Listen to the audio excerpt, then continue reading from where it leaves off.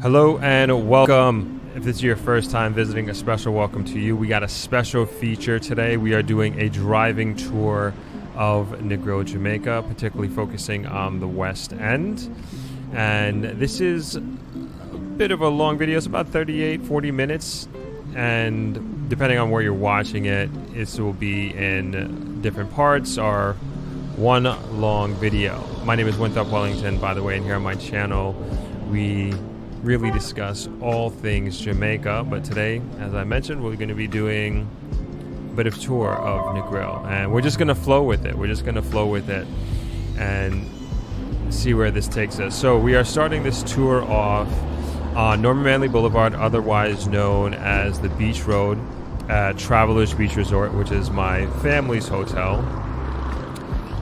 And of course we gotta wait for the traffic, but across there on the left side of your screen, that is our NEAT Resource Center, or the Negril Education Environment Trust Resource Center. NEAT is my family's nonprofit organization, which focuses on education for young people. So right now we're heading south on Norman Manley Boulevard. Pretty beautiful day, as you can see. I don't know what the temperature was when we filmed this, but it was nice. It was a nice day. And so we're heading towards downtown Negril, and on your left is the shared user path. So that's running, walking, biking, and that goes for a little bit over 2 miles. To your right is the Negril Beach Park. It has a basketball court and the beach, of course, and just really open space. Unfortunately, it's closed right now. They have plans to do some refurbishing. And then we just passed the Negril Community Center. And then we're also passing the craft market on your right side. And this is the South Negril River and Bridge. And we're heading to the Negril roundabout. Of course, going into the roundabout, you have to give way. And if you're in the roundabout, you have the right of way. And we are going west end, so we're going to be taking a right here at the roundabout and veering left. And so here downtown, this is a few shopping centers, if you will. There's Little Caesars Pizza on the right, Popeyes, Burger King. There's a Digicel store down here as well. And on the left coming up is Scotiabank, which some people might be familiar with depending on where you are from, but it's a Canadian bank. And I guess officially this is where the west end of Negril starts. And on your left here is Corner Bar, which is a pretty popular restaurant. Great local food. Haven't had it in a while, but the reviews continue to be very good. And on the left, that's Vendors Plaza. That's the Negril Chamber of Commerce owned plaza. Right, obviously we have the sea. Unfortunately, I don't think we panned right, but you basically can see the entirety of Negril on the right hand side if you were to look right. You need to get a 360 camera next time, right? Anyway, on the left is the Negril post office, not in the greatest of shapes, but that is our post office. And then right after that is Samuel's Hardware on the left, and that's, I would say, probably the most popular hardware store in Negril. Mostly every business uses them. And then on the left, the green building, that's Quality Traders. That's where I do my grocery shopping. Been going there for years.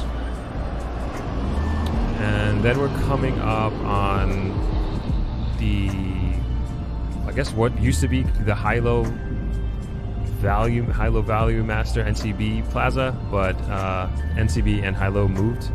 So that's no longer there, and that place is being refurbished. And this is called Church Corner.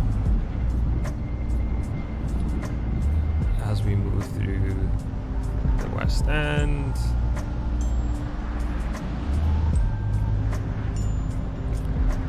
We're just cruising. And this is the Negril Library on the left, and then followed by Negril All Age School.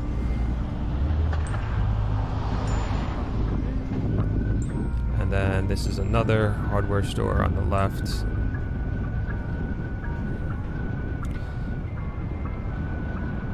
Hope you guys are enjoying this so far. I'm just flowing with it, and as I see things, I'm going to point them out to you. On the right is the Negril Yacht Club, which is for sale. Hopefully, should be doing a video on that hopefully sometime soon. Canoe Bar is on the right. It's pretty much the only property on the west end that has a beach. Good food there. Haven't been there in a while either, but their food is pretty good.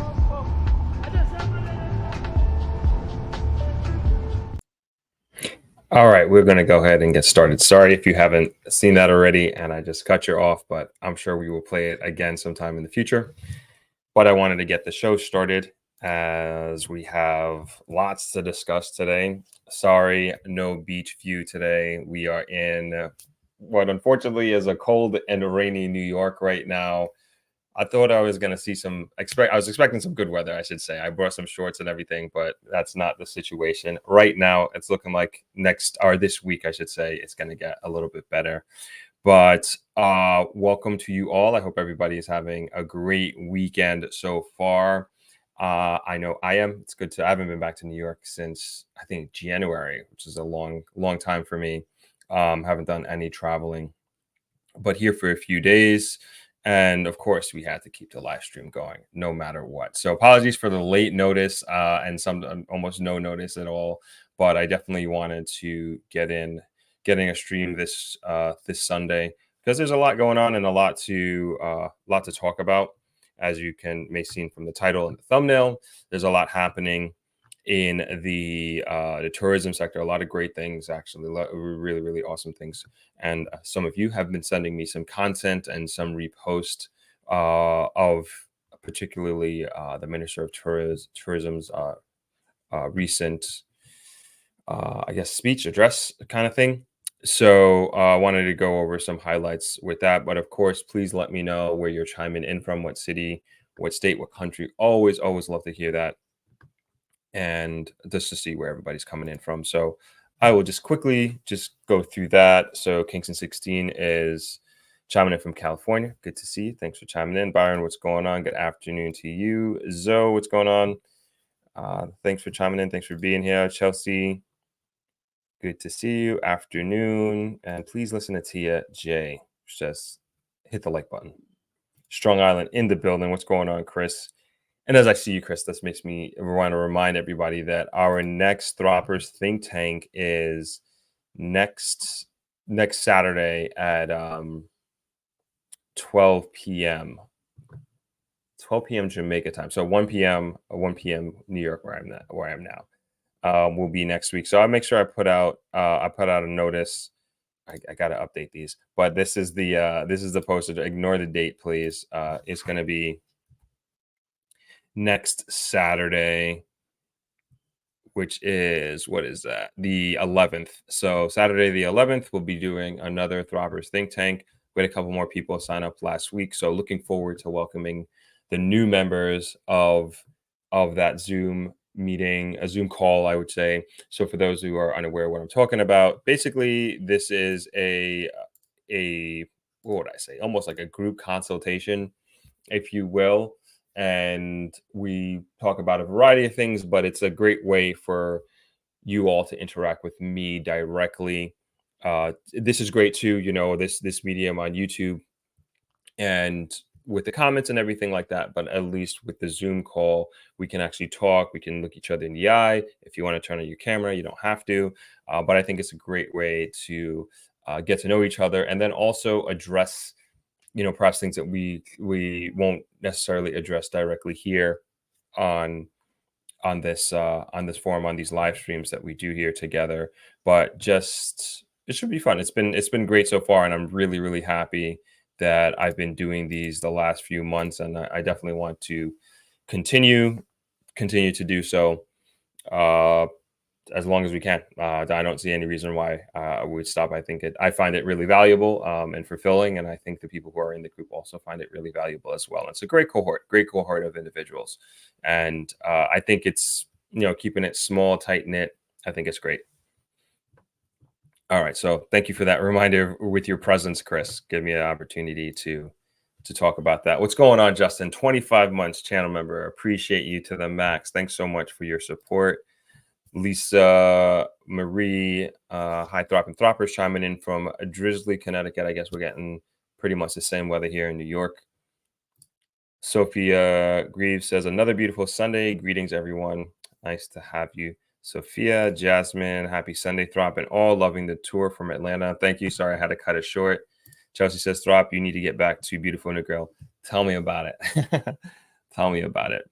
Although when I left, we were getting some rain the last few days, which we need very, very badly. And I know I haven't really talked about it in detail, the water situation. I think last Sunday, a few of you were asking me about how that was going in Negril. Still pretty bad. Still really, really bad, actually. There hasn't been, what would I say? There hasn't been any meaningful change in the water situation in Negril. And it really is, it's a pretty big deal. Like, it's a real emergency. But it's not like, I don't know. The government is doing things like they have the water trucks and everything like that, but it's really hasn't made a dent. Really hasn't really made a dent, especially with. And I know I'm like talking with other hoteliers and even travelers as well. It's extremely costly. Like most of our water is being trucked in at this point in time, and again, most hotels are doing this, are suffering the same situation. And I don't know what's going on, don't know how long it's going to last like this. And the residents, same thing, they demonstrated, I think maybe 10 days ago or something like that. And unfortunately, somebody got injured. Like, they cut a tree down to block the road, and when the tree was falling, a car ran into it, or it fell on a car. I'm not sure exactly the sequence of events, but it just shows you the level of frustration that people are having with the water situation. And again, as I keep saying, like, not getting like any meaningful answers, and just dealing with extremely poor communication. And so I don't condone the demonstration, and of course somebody getting injured from that situation at all, but I understand the frustrations of people, because again, where everybody's suffering from this. Like, nobody's immune to what's happening with the lack of water in the grill. And I just don't understand it, and for somebody who is intimately involved, like boots on the ground. Again, when I look back, we've been through droughts before. We know how that operates, but like, it's never been to this extent for this long. And that's really the big question that everybody has, is like, what is the biggest difference between this drought and previous droughts? Don't know the answer to that. I know there are long-term plans involved to be implemented to solve this problem, so this doesn't happen again. But we're talking about years. This is not gonna. It's not the plans that they have are great plans, and I think, and as I said before, I think the water issues in the grill. I think these are not think. I know they are short-term problems, but if you can't make it out the short term, then what's the point of even discussing or ideating about the long term? And that's why I say it's like it's a real emergency situation here right now in the grill. And I do hope that there are more of an effort to really mobilize the necessary resources to alleviate a lot of the painful experiences. And I guess that, I mean, even just life for a lot of people right now, and it has been like this for many months. So I don't have any specific updates to give you all in respect to like things that are happening or things that are coming, but this is just kind of the reporting back that kind of things are pretty much the same since we've last talked about it. Again, there have been moves, there have been things that have been done to help alleviate the situation, but nothing to the point, nothing to the extent that I'm like, okay, whew, we can breathe a sigh of relief. Like, no. But anyway, we'll see what happens, and I'll continue to talk about this and bring any updates that I can. But really would like to know, like, hey, what's the difference between this year's drought and last year's drought or previous year's drought, to get to the point of to get to this point where I've been in Jamaica 18 years and there is no year or drought that has been even remotely close to this. And maybe it's a historic drought, but that hasn't been explained to me, or nobody has said that. Like it's an unprecedented drought. I haven't heard that. It could be, but nobody has said that or communicated that to me or anybody that I've talked to about this. So, like I said, we'll see. We'll keep on top of it, and I will continue to keep everybody informed as best I can in regards to what's happening. What's happening with that? All right, let's keep rolling here. Barbara Findlay chiming in from Hartford, Connecticut. Good to see you. Sherry, blessed Sunday, chiming in from Florida. Punty says, Throp, I wish you health and strength. Throp, I also to all the Throppers in the chat watching from Markham, Ontario, Canada. Thank you so much, Punty. Appreciate the well wishes. Jasmine Woodbine says, my husband worked for your dad's car service, Winthrop Car Service in Brooklyn back in the day as a college student. He gave so many a good start. Shout out to him. Awesome, awesome. That's so cool. I always love hearing that. And that's also something my dad is like super proud of, is how many people he's helped with Winthrop Car Service. And I know we don't talk about it a lot. Actually, I have an interview with my dad that I have not released yet, but we get into the weeds of how Winthrop Car Service got started, and also that was really a parlay to like start Travelers actually, and get me how I moved and started living in Jamaica. To be honest, it really started with this car service in Brooklyn, and so with Winthrop Car Service, what and it's not to steal your thunder here, Jasmine, but it just gives me an opportunity to talk about my dad and his impact on not only the Jamaican community here in Brooklyn, but the Caribbean community. And what he used to do was, it was a livery car service and started out as a gypsy car service, mainly because Black people couldn't get yellow cabs, right? And that was the impetus to my dad starting Winthrop Car Service, and started out as an illegal business that serviced the sector that the legitimate business and transportation community wasn't serving in Brooklyn, particularly in all of Brooklyn, but particularly the Canarsie area.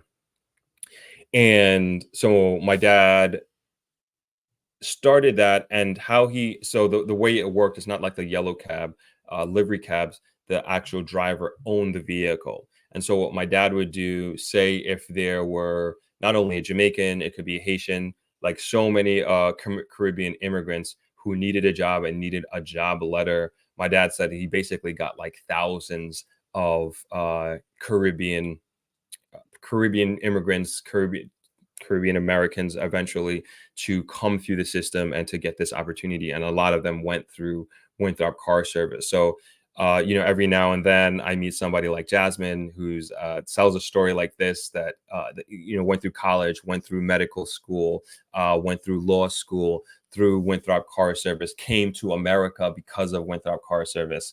And it's just always cool to hear these stories and to know the impact that a business like that, started by an immigrant to America, the impact that he has had on on thousands and thousands of people's lives, and kind of just changed the trajectory of their lives and what they do and their families and all this sort of thing. So thank you for sharing, Jasmine.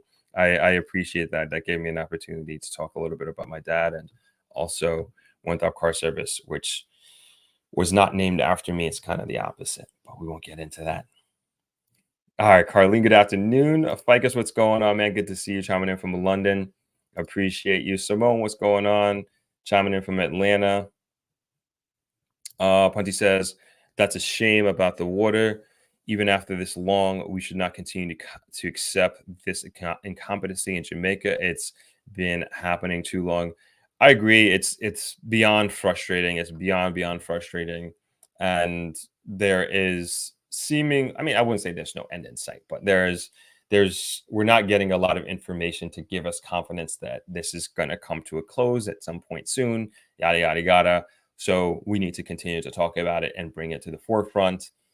And uh, hopefully again that there would be some immediate resources put towards alleviating this situation at this time, in a meaningful way, Mickey Faye chiming in from Long Island. Good to see you. Ron Vassar, what's going on? Hello from Chicago. And also hello to your father. Thanks for chiming in, Ron. And Ron's coming in from LinkedIn. Appreciate you. Ro Gordon, great information on this channel from Houston, Texas. Thank you, Ro. Good to have you on. Copeland Russell says, what do you think they should do now? Run pipes? So that's the long-term plan, is to run pipes, exactly. But that is going to take, I mean, I'm no civil engineer, but I can only imagine the logistics to try to get that done and the approvals. Um, Jamaica is a very bureaucratic country, and the red tape that you have to go through. Like, I even hear government people complain about it, and why things move so slowly through the system. So there's a lot of reform needed in the actual structure of governance in Jamaica, especially like when you look at procurement processes, it's just ridiculous. So I can only imagine what that is like, to go through that process to pipe water from one part of the country to another.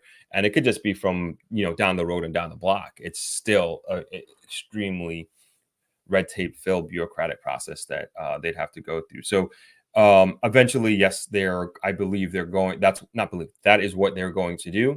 But is needed now, I would say, is particularly speaking for the residents, is like getting them water in mass, like just more. And it's hard for me to even say this, because I was going to say more water trucks, like, because if you come to Negril right now, if you've been there recently, all you're going to see up and down the boulevard is water trucks, especially at night. That's when a lot of the big hotels fill up. So when I'm going home from work at night, I'm seeing these huge trucks. And it's great business for these water truck guys. I mean, they're going to put their kids through college with this crisis, because they are probably some of the most important people in Jamaica, definitely in the grill at this time. And it's a service that we badly, badly, badly need.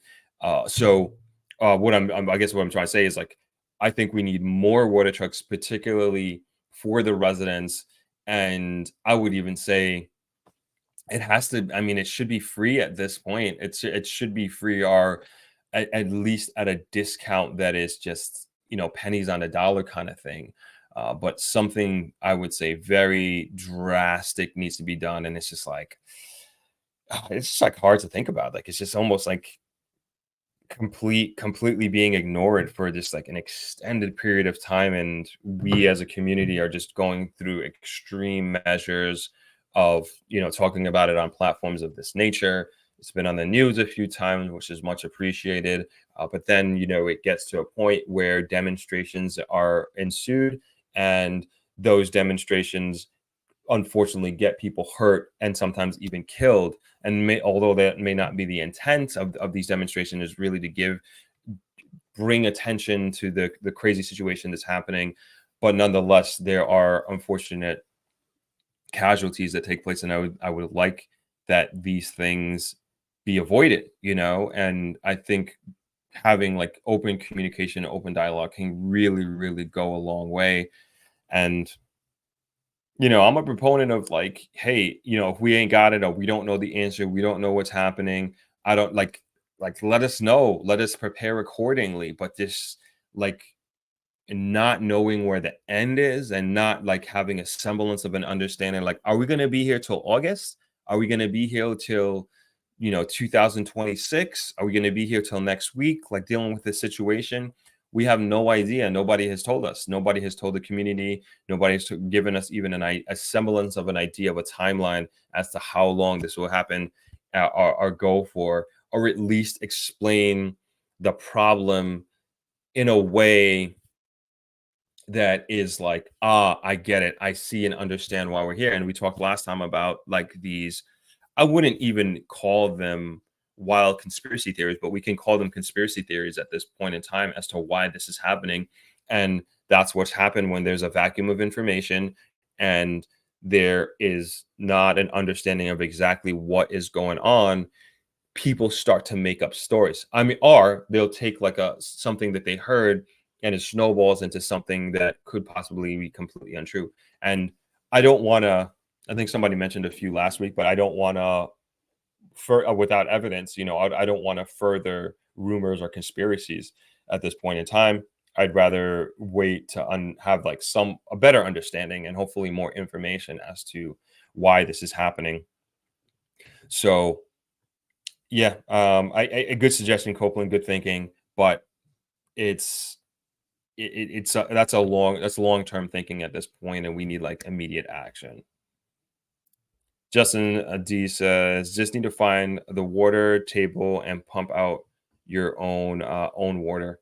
There, we talked about this before. There are some resorts, hotels like that have already done that or have been applying for that, and I think there's a lot of implications environmentally that could have in a negative way.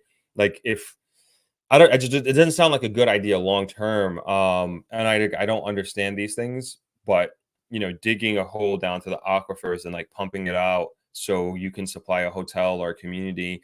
I don't know, like that doesn't sound good. It doesn't necessarily sound natural either.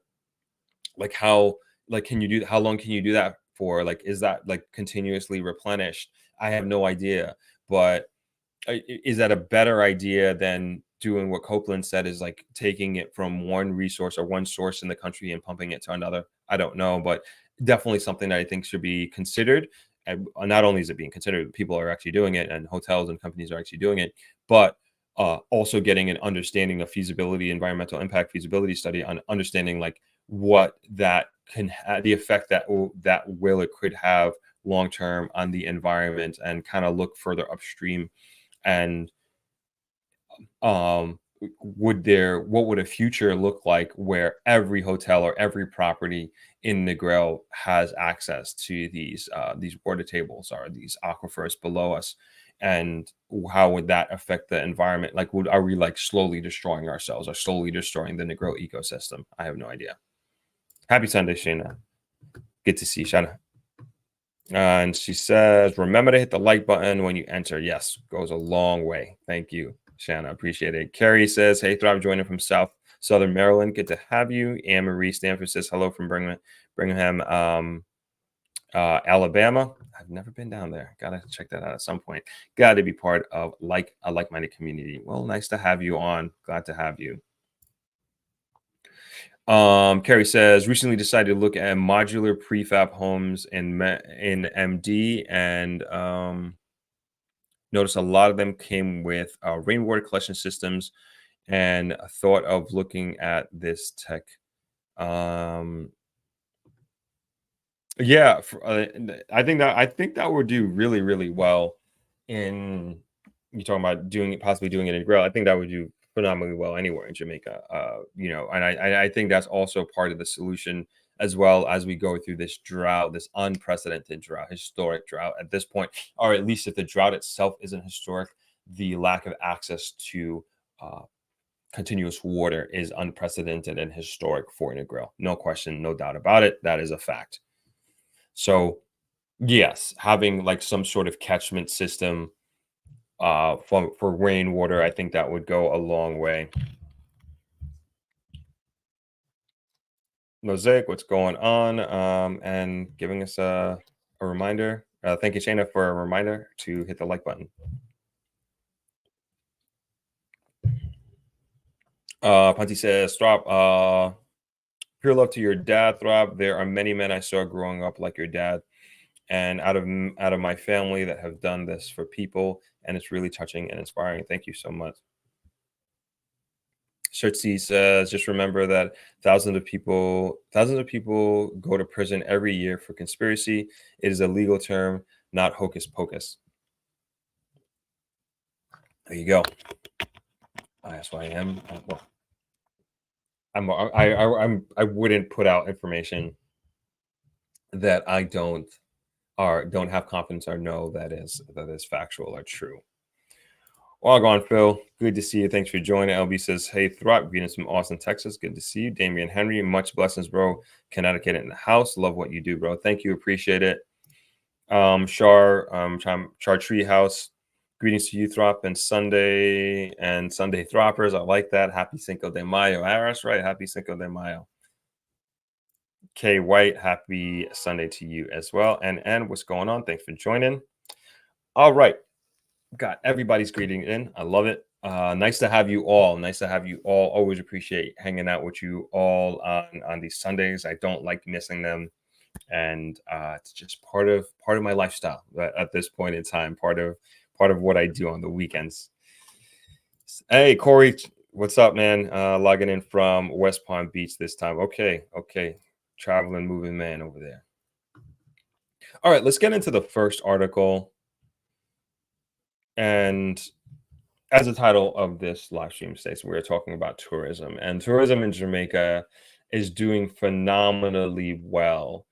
And it's not something to be taken for granted. I never look at this because never look at it as something that's like guaranteed, or that it's just going to automatically happen. Like, no, like this stuff takes work, and a continuous work, and it's not something that we can't or should stop watering. Which one? I wanted to talk about. Hold on. Yeah, definitely wanted to talk about the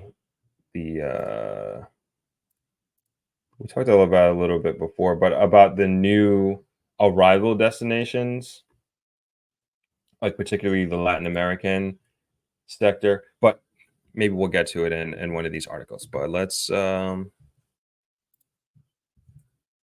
all right, this is the first article. I'm going to throw it in the comments here.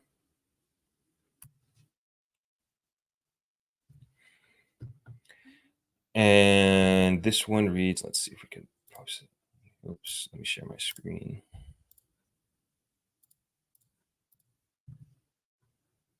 All right, so this one is, it's getting kind of dark here.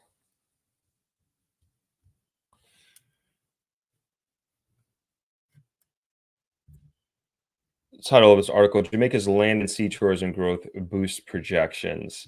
So this was in travelpulse.com, written by Brian Major, and it came out May 3rd, 2024. And let's get into it. Posting a near double-digit resort and cruise visitor growth to date in 2024, Jamaica is positioned to reach government officials' prediction of 5 million annual visitors within 4 years, rather than 5 years projected earlier, said Edmund Bartlett, the country's tourism minister. This year began with a bang, Bartlett said, and as overnight and land-based vacationers totaled 2.96 million travelers to date, a 9.4 increase over 2023. Meanwhile, 2024 cruise ship arrivals totaled 1.34 million visitors, up 9% over 2023. The industry has enjoyed a record-breaking year, surpassing all industry experts' expectations, Bartlett said in an April 30th parliamentary address reviewing the tourism industry's 2024 performance. That's the presentation that I was alluding to earlier on the stream. Jamaica now set to achieve its target of 5 million visitors in 4 years instead of the 5 years projected, he said. During this year's winter travel season between January and April, 85% of the 1.5 million airline seats available to Jamaica were filled, a load factor that equaled a record set in 2019, Bartlett said. Jamaica's visitor growth was, and I just want to like pause as we go through that. Like that's phenomenal, for the 1.5, so it's 1,523,202 seats that were allocated to Jamaica, 85% was filled. That's got to give, I don't know what that is. And I think it's like it would be good to give a comparison to other destinations, like what that statistic is for, like, say, a DR or a Bahamas or Barbados or whatever have you. Like, is theirs hovering around the same thing, or is it 90% are way lower? But doing the kind of the year over year, or comparing this year to 2019 pre-pandemic, I think that's good. So you're kind of competing or comparing against ourselves, which is fabulous. But I like to have like these global, like bringing the, like this global perspective. But I would think, from an airline's perspective, I'm sending however many, if I'm like a Delta or whatever, I'm sending how many thousands of seats to Jamaica and wondering if they're going to get filled. And like, when I'm doing like my risk assessment and risk management, and I know, and I'm looking that 85% of those seats are filled on average, like recently,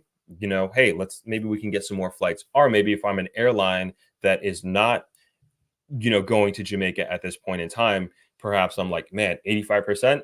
Hey, let's look into Jamaica. Maybe we should consider going to Jamaica and taking our market and taking our clients to Jamaica because they are doing so well.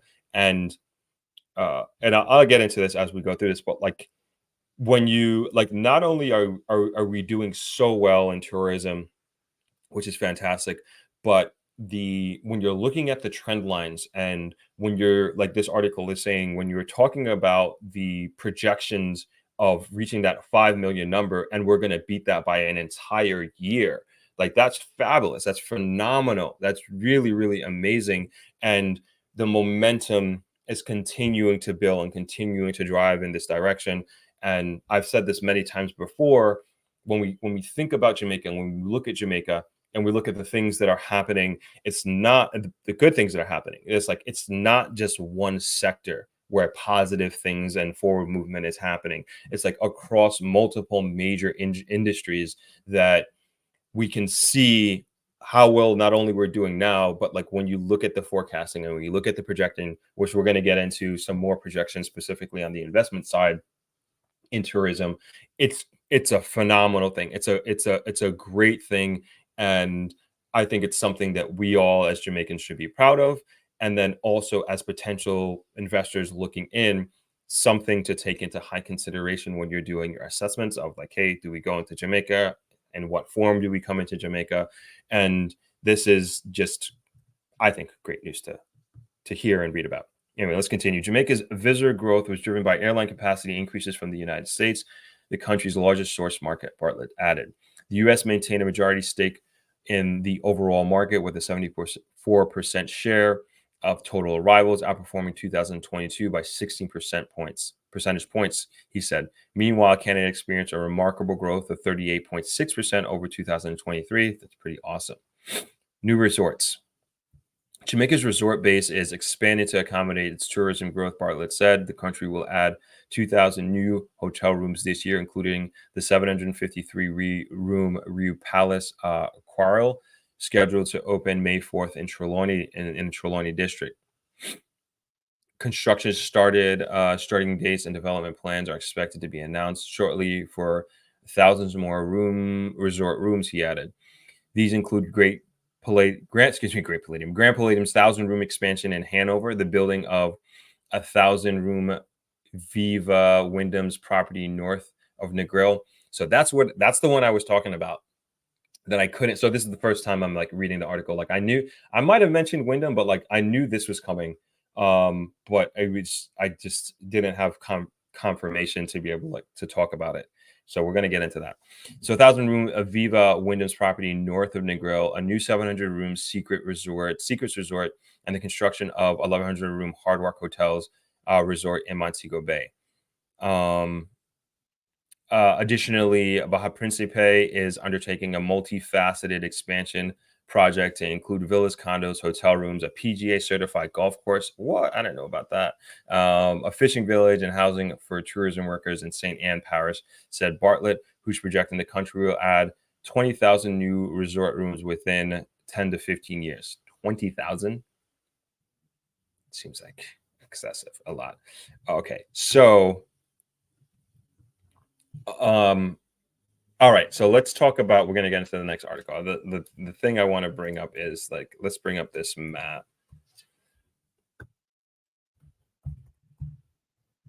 Reason why I'm bringing up the map is when we look at,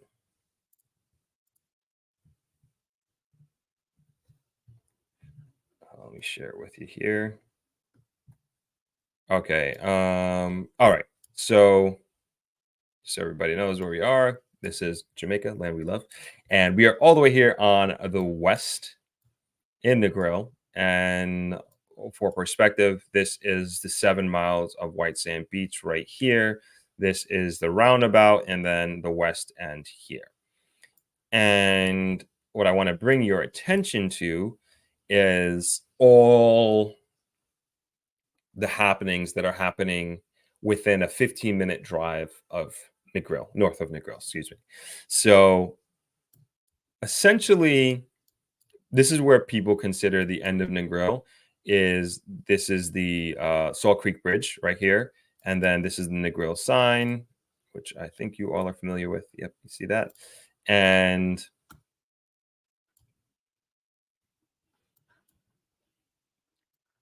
you got the Princess Hotel here, which is supposed to be a 2,000 room hotel. Again, we're talking about from, I mean, I don't even know if that's 15 minutes from, if we go from Salt Creek Bridge to the Princess Hotel. I don't know. I don't know if that's 15 minutes, but it's very close. And on top of that, the article stated there's another 1,000 rooms Wyndham. I don't know exactly where that is going to be, but it's within this vicinity. Like that's what I've been told. It's within this vicinity. I also have been told that there is a focus on housing for workers. And that I personally think that like that should be like if your hotel that you're building is beyond whatever threshold, like you have to provide housing for the workers because yeah, I mean we talked about this before. 2000 If you have 2000 rooms, you're probably going to need, I mean, I think it's a five-star hotel, but you're probably gonna have close to 2,000 people working for you, right? It depends on like every hotel has their ratio, like like a 2 to 1, to in like or 1 to 1 employee room count are, some hotels are like 85% of whatever, so I don't know what that's going to be, but you can bet that it's going to be at least 1,000. I mean, we can confidently say that like 1,000 people working at this hotel, in and out, multiple shifts, multiple departments, et cetera, et cetera, et cetera. And where are all these people going to live? They're, I mean, a large portion. Highly doubt that there is enough people in the immediate area to be working at that hotel. And what I mean by that, and putting in context, is like we have a great shortage right now of tourism workers. It is hard pressed. You've had a conversation about this up until last week. Can't find worker. Talking to other hoteliers, other hotel managers, the challenge of finding workers is crazy. That is another thing that is unprecedented at this time.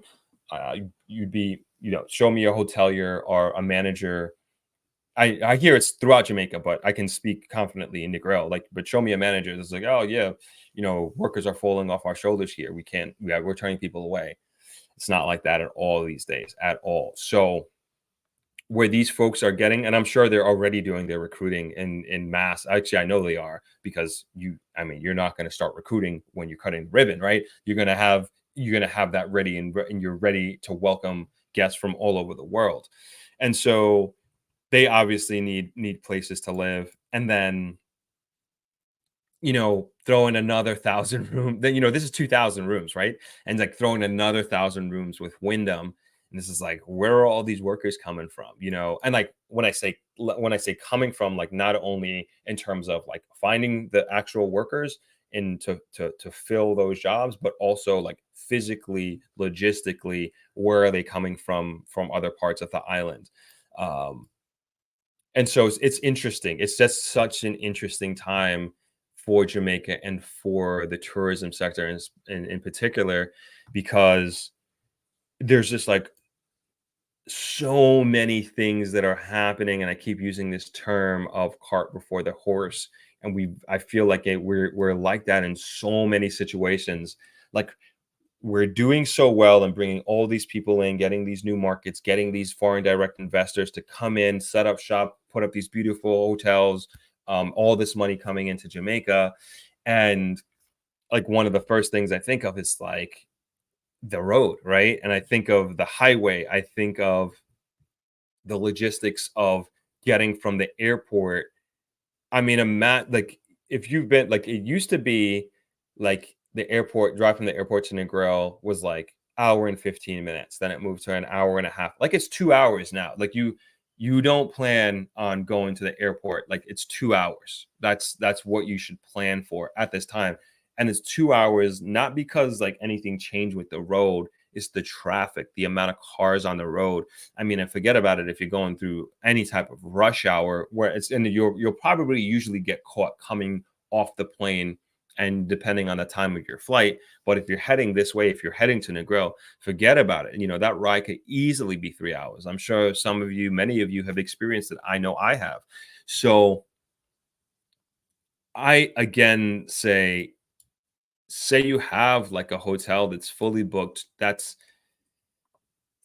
if you're 2,000 room hotel, double occupancy, you're probably going to have, and I would say at minimum 3,000, 3,500 guests at your hotel, at minimum. And, and you might even just call it 4,000 if you're going to have kids there, at this time, families that have multiple kids.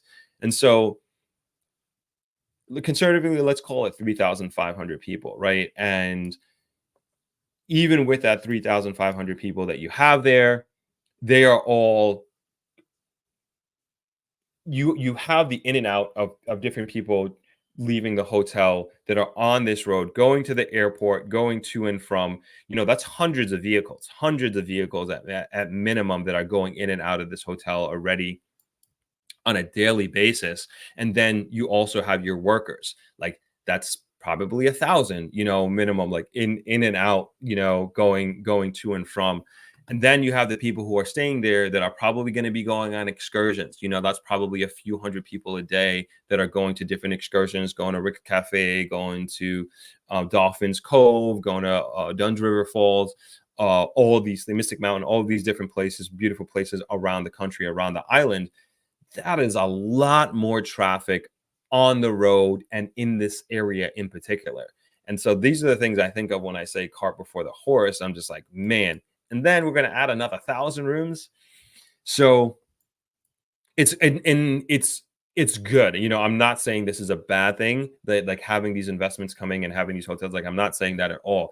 I'm just saying, like, man, we got to pick up the pace on the infrastructure. And what did I just talk about opening up this conversation today is water.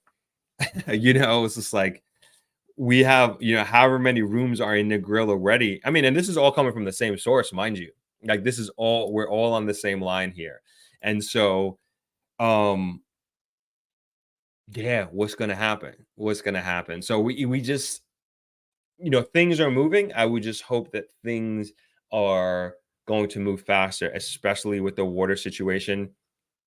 And you think about, ooh, if say 3,000 rooms were to just open up tomorrow, which obviously wouldn't happen, like, it would be like Negril would fall apart, like, period. Like, there's no question, no doubt about it. So a lot of these things, I would like to think that the government is working on them. We, like I mentioned before, we already know that the piping is part of the long-term plan to solve this problem once and for all and forever, kind of thing.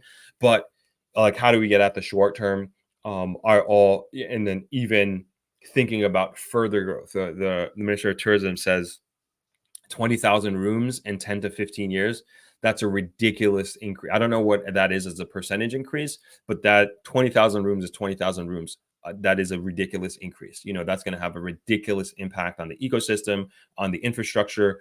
Didn't even talk about electricity. I don't know what JPS is saying about all this stuff, but I feel like they JPS can handle. Oops, sorry. The JPS can plan and handle that coming in. I would think, but it's a lot. It's a lot, and it's again. I think it's a good thing overall, and it's just like how do we manage our success as a country? How do we manage the progress that we are seeing, that we're experiencing in a way, and then of course, like how does this should be affecting in a positive way the average Jamaican. How do they benefit from these great opportunities that are coming here? And there are, I can get into that, but there are great direct benefits to them as well. But hopefully, there's an ability to either create opportunities for them, or they are able to create further opportunities for themselves.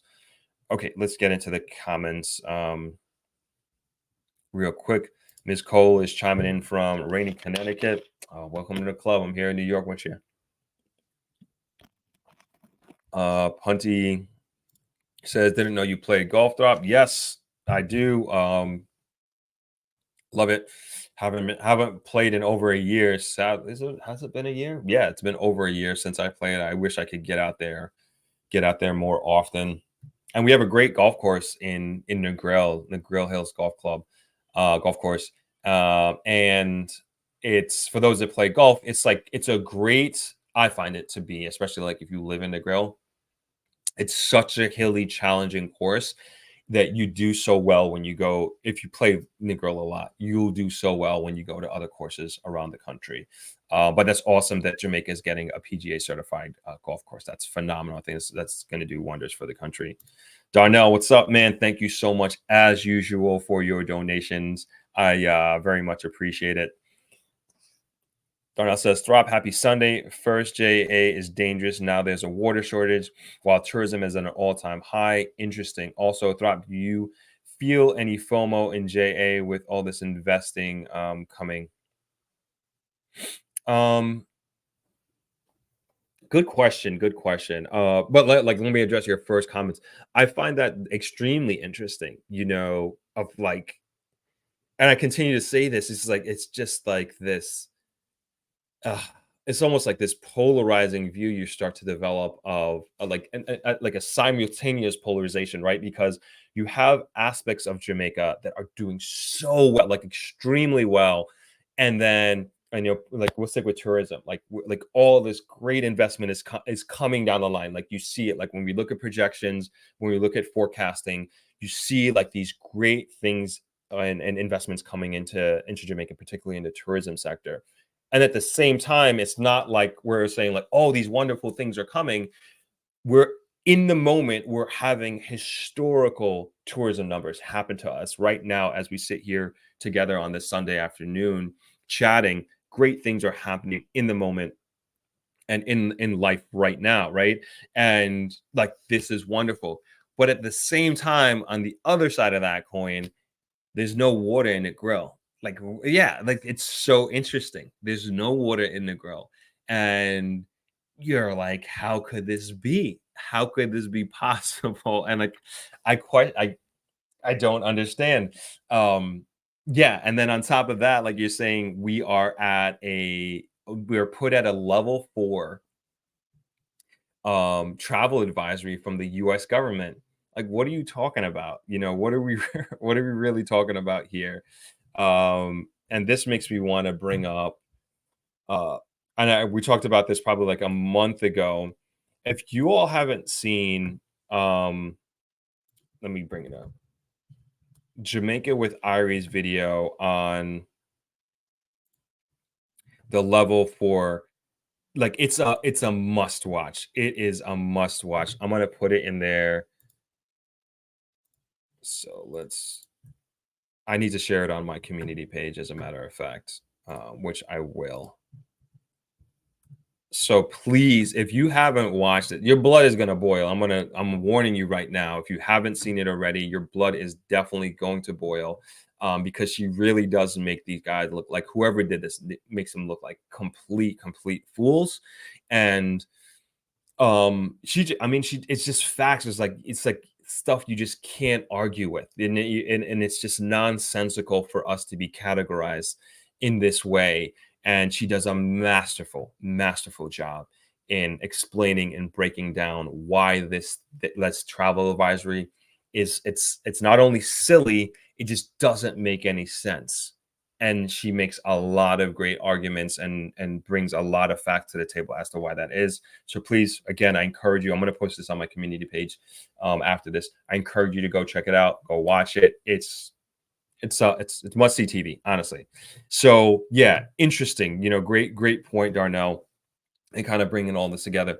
What this all means and what this all will mean in the future, I don't know. I don't know, like, why this is happening why all these things are happening at the same time right now. Very, very interesting to say the least. Um, let's go to your okay. Let's go to your question. And also, do you feel any FOMO in Jamaica with all this investing coming? No, I don't. It's more so. It's more so like, obviously, like, my family has a hotel, and there will be, or would I say, inherent benefits to, I believe, our business and to the town and community of Negril. I think those are coming. They're yet to be felt, but as we look at trajectory and as we look at forecasting, as I mentioned, it's good for Jamaica. It's good for Negril. And then also going to back to my example of looking at trajectories and being very bullish on that and being excited, but also here in the now, feeling the impact of it, of tourism. The hotel, we had a great, as a hotel and as Negril, a Negril community, hotel community, we had a great tourist season. We had a great winter season this year. And we're looking forward to another great one coming up in December, January, 24, 25. So in that sense, there's no FOMO. Where the FOMO would lie would be like, all right, how can I, like me and my brothers, we always talk about, like, how can we put ourselves in a position to benefit from, like, a lot of the outside of the hotel that is, right?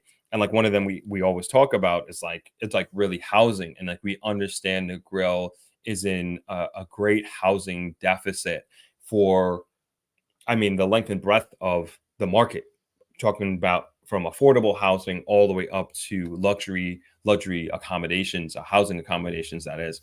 And so it's like, man, how do we service that need that we know exists, right?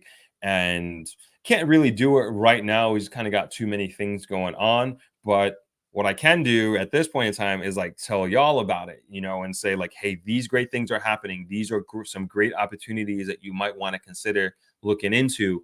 This is what's coming to Negril. We just talked about 3,000 rooms coming in on the northern part, just north of Negril, within 15 rooms.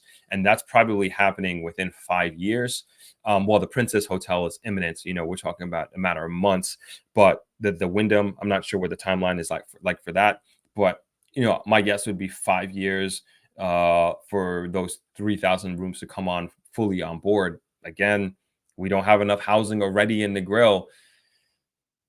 Where are those 3,000 people going to live? And it's not all affordable housing. It's going to be, because you're going to have managers, you're going to have the GM, you're going to have the operation manager, food and beverage, like all these different people. Like as you go up and down the totem pole, they're going to need places to live at a certain level of accommodation. The chefs, all the chefs, the executive chef. I don't know what kind of restaurants they're going to have there. Heads of departments. You can think about all these different positions. They're going to need all different types of accommodations. And so to me, it's like that's where some great opportunity is. And I'm already seeing it. I'm not going to name names, but like some of you who came to ThropX, and one person in particular, who I'm talking about, you all have already started. You have gone, you have seen the light, so to speak, and understand that I know that there are a handful that I personally know about, a handful of small developments that are happening along between Negril and Lucy, and more Green Island, but Negril and Lucy. And It's great foresight. It's great foresight. Like you have like again all these hotels coming on board, but then you also think that you don't that land is going to be a little bit cheap, a lot more cheaper, I should say, than land in Negril. And why wouldn't you live in Green Island and commute to Negril? It's 15 minutes. If you work in a hotel, that is, or if you're a manager at one of these hotels, especially on the northern part of Negril, where like say you're, working at like Sandals or Azul or even one of the Rios, and you had a home in Green Island and there was a small development there. Of course, that's great. That's a 15-minute commute. It's a coastline. It's beautiful. It's easy going. Why not? Why not? I think it's a great position to be in. All right. Thanks. Thanks for that. Thanks for that, Darnell. Appreciate it. Gave me an opportunity to talk about a lot of things there. I appreciate it. What's going on, Joe? Joe says for the corporate slash finance slash logistic aspect of running a hotel, are those professionals hired locally from UE? Or are they all brought from overseas? It depends. It depends. Um, Not going to name names, but there are some hotels that their top leadership is always their own from their home country. That's not all of them. That's not all of them by any means. A lot of the leadership you'll see in some of these hotels like are from those home country hotels, and I don't know. It's their business. What you're gonna do, but of course, we'd like to see more Jamaicans and as many Jamaicans as possible. Like, and this is like a selfish thing, right? As many Jamaicans as possible in senior leadership positions. But if I think about it, if I'm if travelers one day gets to a point where we're international and we're opening up a hotel in like Barbados or maybe even here somewhere stateside, like I'm gonna send my people. I'm gonna send my GM that I've been working with, trusted, like maybe to open that hotel, and then eventually maybe I'll bring in a qualified local person. So from that perspective, like I understand, but then also I remember, again, I don't want to name hotels, but there was this one hotel that was changing out their leadership, and they passed up a well qualified, well known, well respected Jamaican GM, and they gave it to a foreigner, and like the industry was like very very upset about that, very upset, and I understand. But I would like to, like I said, selfishly, yeah, we would all like to see more Jamaicans in the higher positions and a lot of these large hotels. And I don't know where a lot of them are, but like again, like I said, like not all of them are like that. But I mean, you could see it yourself. It's like you'll see, it's foreigners and foreign workers that are in these senior positions at a lot of these hotels. Justin D says, "How long is it from Obey to Grill by boat?" Good question. I mentioned this before. I don't know the answer to that, but there was a company that was looking to do a ferry from Montego Bay, well, all over the island, but their main business was a ferry from Montego Bay to Negril. I think that would be great. I don't know why we don't have that, just in Jamaica and then like in the Caribbean. Um, and I know Greece does that. Let me see. We get it. Oh, all right. So this is Greece. Where am I looking?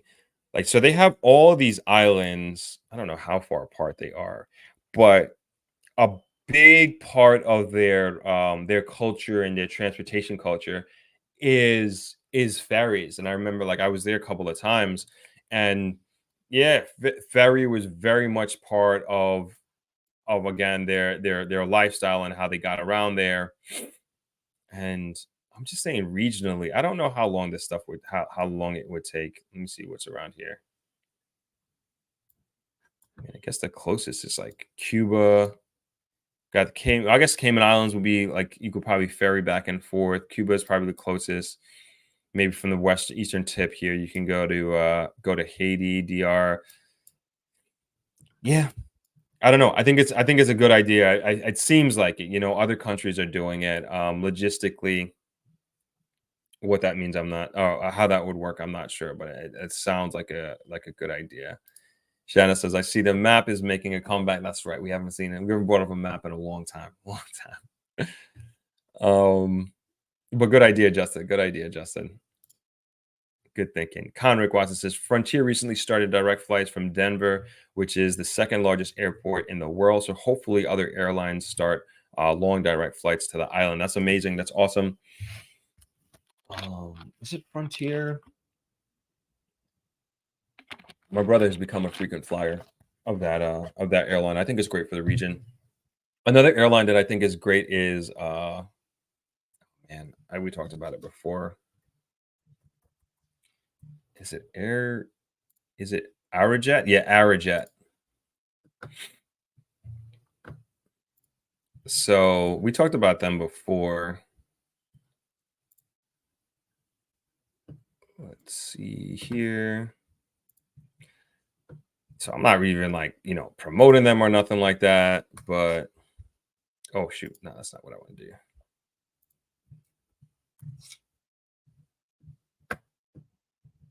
But they do a lot of let's see here. Like a lot of flights from let's kind of go into their destinations. So they're Dominican DR based airline, and like these are like all their areas that they travel to. So it's like I think it's phenomenal, and a lot of it is out of Jamaica. So I think it's like phenomenal that they're really, really connecting the region, and it's opened up Latin America like in a big way. Let's see if we can. Let's just take a look at how do we book. We don't want to fly. How to book? There we go. What? I can't book here. Oh, there we go. So let's see. MBJ. Oh, we want English. Okay, let's go.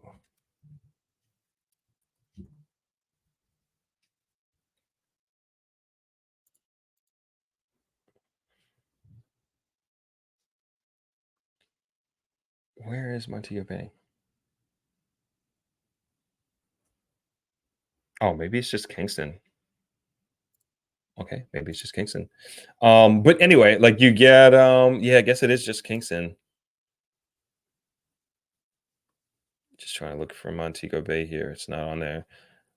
But even Kingston, I think it's like really great. And like look at all these places that you can go to. Cartagena, Cancun, Ecuador, Lima.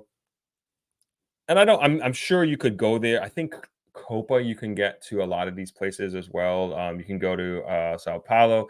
I think it's great. Like as we talk about like living and moving to Jamaica, which we haven't talked a lot about lifestyle lately. We've been really focused on real estate and investing, which is fine. But from like a lifestyle perspective, I think it's just Jamaica has incredible airlift. Like if you're a traveler, like I'm a traveler, like I love it's just like in my blood. I get it from my dad, like being able to just go around the world, visit at least one new country per year. I think it's one of the best educations that you can get. And it to me, it's like the ultimate aspect of the human experience is to have like a culturally immersive experience in a new country that you've never been to and never experienced before. And Jamaica really offers that opportunity in a big way. And I don't think we talk about that, like just generally speaking, I don't think we give ourselves enough credit as a country to to have such great access to the world. And mind you, a lot of these are charter flights. So you can just like, say a TUI flight that's coming in from I don't know, somewhere maybe like Denmark, a direct flight. I don't know even know if this is true, but I'm just giving an example, like a direct flight from Denmark. You could just hop in on that charter flight and either do round trip or like use that as a way to just hop around Europe again, depending on your lifestyle. But and then whenever you're ready, come back home. And so it's not a situation where like, oh, I got to go to Miami or I got to go to New York, I got to go to Atlanta. Then just like you don't have to because you have great airlift in Jamaica, great airlift. So this speaks to this, in a big way, Arajet, and I think this is a great asset to the region. I know it's a Dominican based airline, but nonetheless, I think it's a great asset to all countries in the Caribbean and in Latin America. Let me see, pull up the map here again. All right, let's get back to the comments here. Tesha, what's going on? Happy Sunday from Jamaica. I love when I get to say that you're in Jamaica. That's awesome. And I'm here in New York. I hope you're having a wonderful time. Awesome, awesome. Carlene says we need to identify the root cause of why we are losing our labor to overseas hotels. Um, I don't think that is completely the truth. So I'll say a couple things along those lines. So one, I think as I talk about travel, right, and it being one of the best educations that you can have, and also this being in my opinion, one of like the ultimate human experiences that you can have.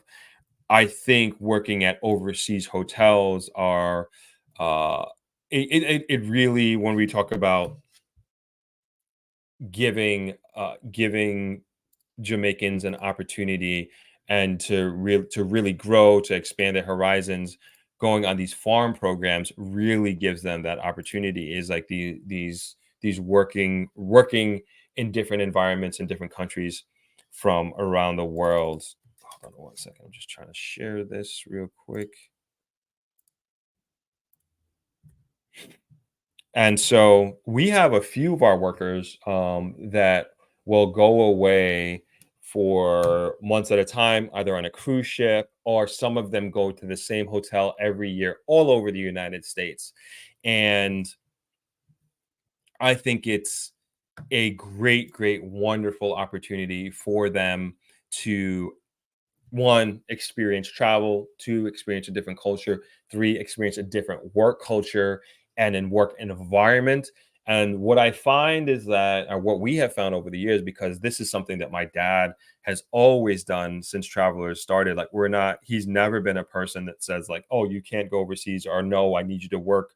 If you are, if you go overseas and work for a season in a hotel or a restaurant, you don't have a job when you come back. Like, no, it's very much part of like our Travelers culture for our staff, our team members, to go work in the off season, and sometimes even in season, will work abroad for a few months at, say, a ski lodge or a restaurant or wherever, all over the United States, and then they would come back. And so they come back with a great experience, and then they also come back with like learning something, learning a new system, and like a different type of work ethic as well. And so it's less of me or us as managers like say like trying to get them to see what we're trying to accomplish, but they go overseas and they work for a company, or they work with a different group of people who have a different work ethic. And you're like, and then the light and their eyes are open, right? And so I think it's a positive thing for to Jamaica and Jamaicans to work abroad and to have that experience. And I think they come back with, I mean, simple things like even just going to the grocery store or getting on a train, or doing different modes of transportation, um meetings starting on time, the bus being on time, that sort of thing. And they realize and have these experiences for themselves. So that's not all that's happening. I also think with workers, they're in different industries. A lot of workers now are in the BPO sector. Many of them as well. So there's a multitude of reasons why there's such a shortage of workers. And yes, there are workers where we do have a brain drain. There's no question about it in Jamaica, and we're losing a lot of like workers. Period. Not necessarily that are unique to the hotel industry, but they're just working abroad and not here in Jamaica. Carlene says, I'm a nurse here in the United States. I travel for work and meet Jamaican hotel who are living in less than desirable situation. I'm sure they will be happy to return home. Um, who meet Jamaican hotels who are living in less. I see what you're saying. Yeah, I'm sure they are. I'm sure, especially if they're in like a not so good situation where they are. Copeland says, "Where will that new hotel get water? Do they have their own well?"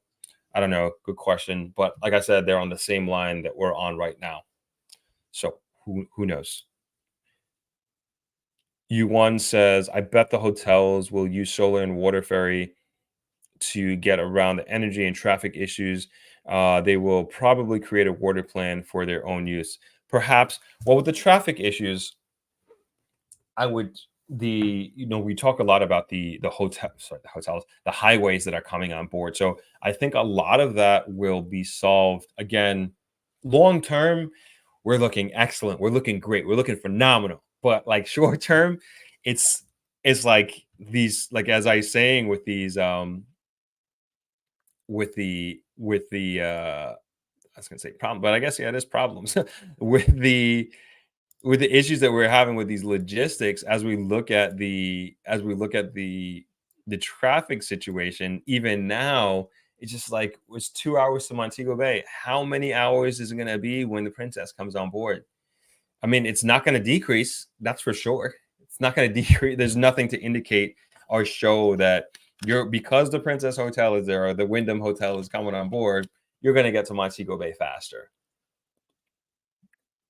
Without a doubt, it's going to be the opposite. So the highway, the bypass, whatever you want to call it, it can't come soon enough because I think we are going to have some real teething.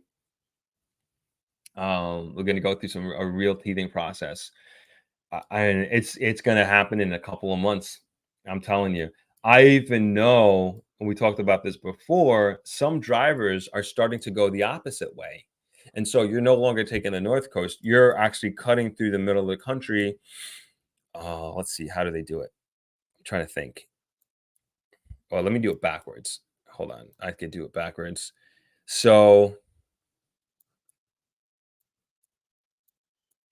so what they're doing instead is they're taking so this is Montego Bay Airport here, and this is Reading, and they're taking Long Hill Road. And so instead of just going along the coast and heading west, they're taking.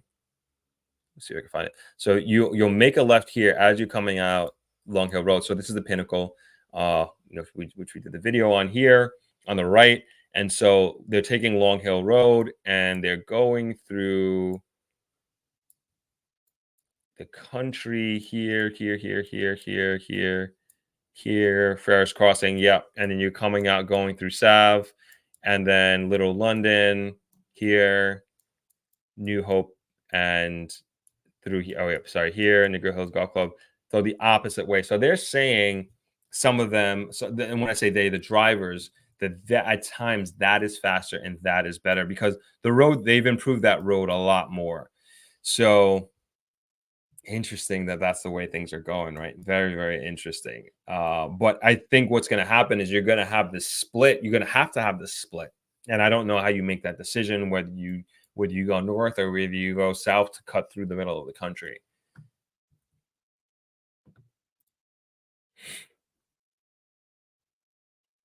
Copeland Russell says Princess is building a place for workers. Oh, there you go. Perfect, perfect. Thank you.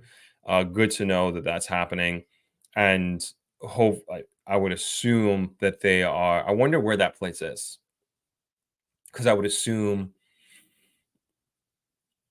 you're going to be bringing in people from all over the country at that point to be living there. Punty says, I'll be back. The Formula One race had just started. Gotta see how Lewis Hamilton is doing, a fellow Caribbeaner. I think his parents and grandparents are from Grenada. I think so. Yeah, I think so too. I think Corey says, unfortunately, Verstappen has it locked. I like to not know what happens during Formula One because I love like Drive to Survive is like one of the best shows ever created. And I'm not into cars. I'm not into wasn't into Formula One, but the storytelling in that show is phenomenal. How they cut everything together. I'm just impressed. So anyway, I like to not find out what's happening in Formula One as it's happening. So when Drive to Survive comes out later this year or early next year, then I can just enjoy it and be surprised about all the drama ensues and everything like that. So that's just kind of my little strategy. Jammin 1288 says, I see more and more young Jamaicans traveling to, so Airjet is great for them to be able to afford a travel, and the region needs to be more connected. So hopefully this airline succeeds. Yes, I hope so too. I'm really, really wishing them the best. Albert Lewis says, pleasant Sunday afternoon, Throp. Great program as usual. What's your take on Jamaican owned airline again, be it public or private? Um, I think it would be amazing. Excuse me. Amazing. Jamaica, I mean, that's like the glory days, right? That's all anyone flew down. You get your ackee and remember when you used to get breakfast on airlines? I remember that. Ackee and saltfish breakfast. Oh my gosh. Beautiful. Fruit juice. Amazing, amazing, amazing. We can hope. We can hope. Maybe one day it'll come back. It will be called Air Jamaica. I don't know. I like the name. Great branding and everything like that. Great service. Great service. And even like, I remember even as a kid, I just remember the flight attendants like looking spectacular, having very similar. And again, it is like this, like kind of even weird for like a guy, let alone like a boy, to remember this. But I remember like their makeup, eyeliner, and like their makeup that they had, there was all like unified. I don't remember exactly the colors they used to wear, but I just remember that being standout, and like the service from your check-in to your experience on the flight was A1, A1. At least that's my recollection. Chris Wilkes says, it's just up the road, huge place for princess workers. Okay, cool. I would love to like not check it out, go do a tour, but like just to visually see where it is. But thank you for that. What happened to BWI Airlines? I'm not sure. I'm not sure actually. Does anybody know? Shanna says bring back Air Jamaica. I agree. I think it would be awesome. Dosey Dose, what's going on? Afternoon to you. Nalo says, do you think Jamaica will make it easier for people to travel with their pets with a push for returning residents and investment from diaspora? I think this is definitely something that has to change. Good point. You know, no, good point. It's as I'm sure you're all aware, it's very easy to, or I should say, I won't say very easy, but easier to adopt a dog or a cat and like bring it home, like be in Jamaica. Like this happens all the time. A tourist will fall in love with a beach dog or a street dog, take care of it while they're in Jamaica. I mean, I remember one time a guest brought one of the beach dogs into the hotel room and like it was their dog. I'm like, you can't do that. Like, I'm sorry, like you can't do that. And but people love their. I get it. I'm an animal lover myself. People love their dogs, especially they love their cats, and even complete strangers of these animals, like, and they'll go through the process of registering them, and then they'll take them home. On the reverse side, not so easy, not so easy. And from what I understand, it's mainly because that Jamaica is rabies free. We don't have rabies on the island, and they want to keep it that way.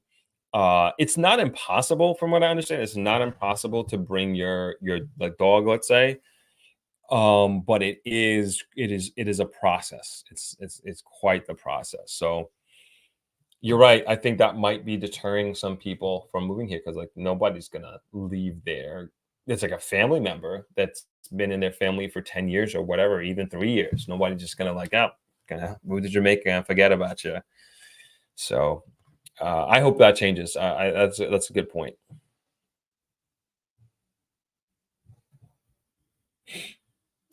And then okay, agrees with me. Not weird. You're right. I remember too. Okay, thank you. Shanna says, talking about the makeup on the flight attendants. Shanna says, anytime I think of Air Jamaica, I think about that infamous episode of Oliver at Large. Don't know why. It's nostalgic memories. Yes. Oh man, I'm gonna look that up. I don't want to play it here. Maybe one day we'll play it. Oh my gosh. Yes, I remember that. Um, barely remember. I can't even remember the lines, but I just remember him just being like just not understanding like the process, the language of flying, right? I'm gonna look that up and have a good laugh afterwards. Nayla says, will the princess residence for workers include living quarters for their family members? I'm not sure. I'm just finding out this information now. If anybody has any information on that, or maybe I can find out for our future stream. Dosey Doe says Air Jamaica used to have a fashion show on the plane. Air Jamaica, okay, 1970s. Oh, I didn't know that. Ponty says, okay, Throp won't reveal the results. Appreciate you, Ponty, talking about Formula One. Albert Lewis says, I share the same sentiments as Air Jamaica. BWI is now Caribbean Airlines. Jamaica owns 16% of Caribbean Airlines, and not even a flight to Florida, our nearest destination. Interesting. I didn't know that. I've only flown Caribbean um since it's become Caribbean Airlines. I never flew BWIA. Um, but I think I've only flown them once, I want to say. And it might have been I think it was from Kingston to maybe Bahamas or something like that. It was for a travel conference. Or Barbados? I don't know. But I've only done it once. Gabe says the reason why I have to wait to move to Jamaica is because my dog. I have to wait until she passes. There are a lot of dog breed restrictions, and she is one of them. Oh, I didn't know they restricted specific breeds. Interesting. Um, that's sad. That's really sad that that's not only stopping you from doing what you want to do and living and moving in Jamaica, but also that just that thought. You know, I'm sorry to hear that. Shanna says, I need to send you a recent interview on Meet the Mitchells with Oliver Samuels and Titus. Great interview to watch and related discussion to what you discuss on the channel. Oh yeah, please. I'd love to take a look.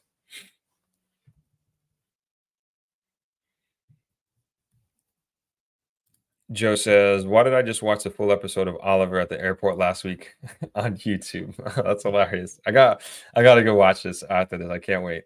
Oliver, I travel very regular, you know. Oh man, I got it. I'm definitely watching this right after I get out this live.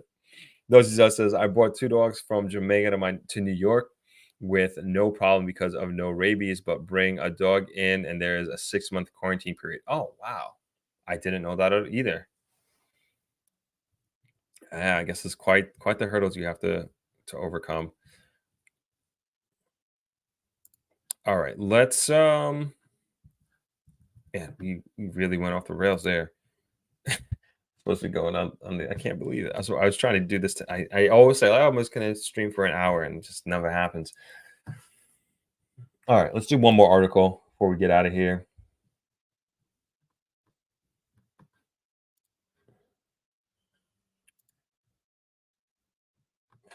Oh, there's so many good ones. All right, let's do a couple. Let's do a couple. Let's do two for one. I'm just gonna do this is kind of the same talking about investment. All right. Yes, this is the same information that we just read. New article. All right. So this one,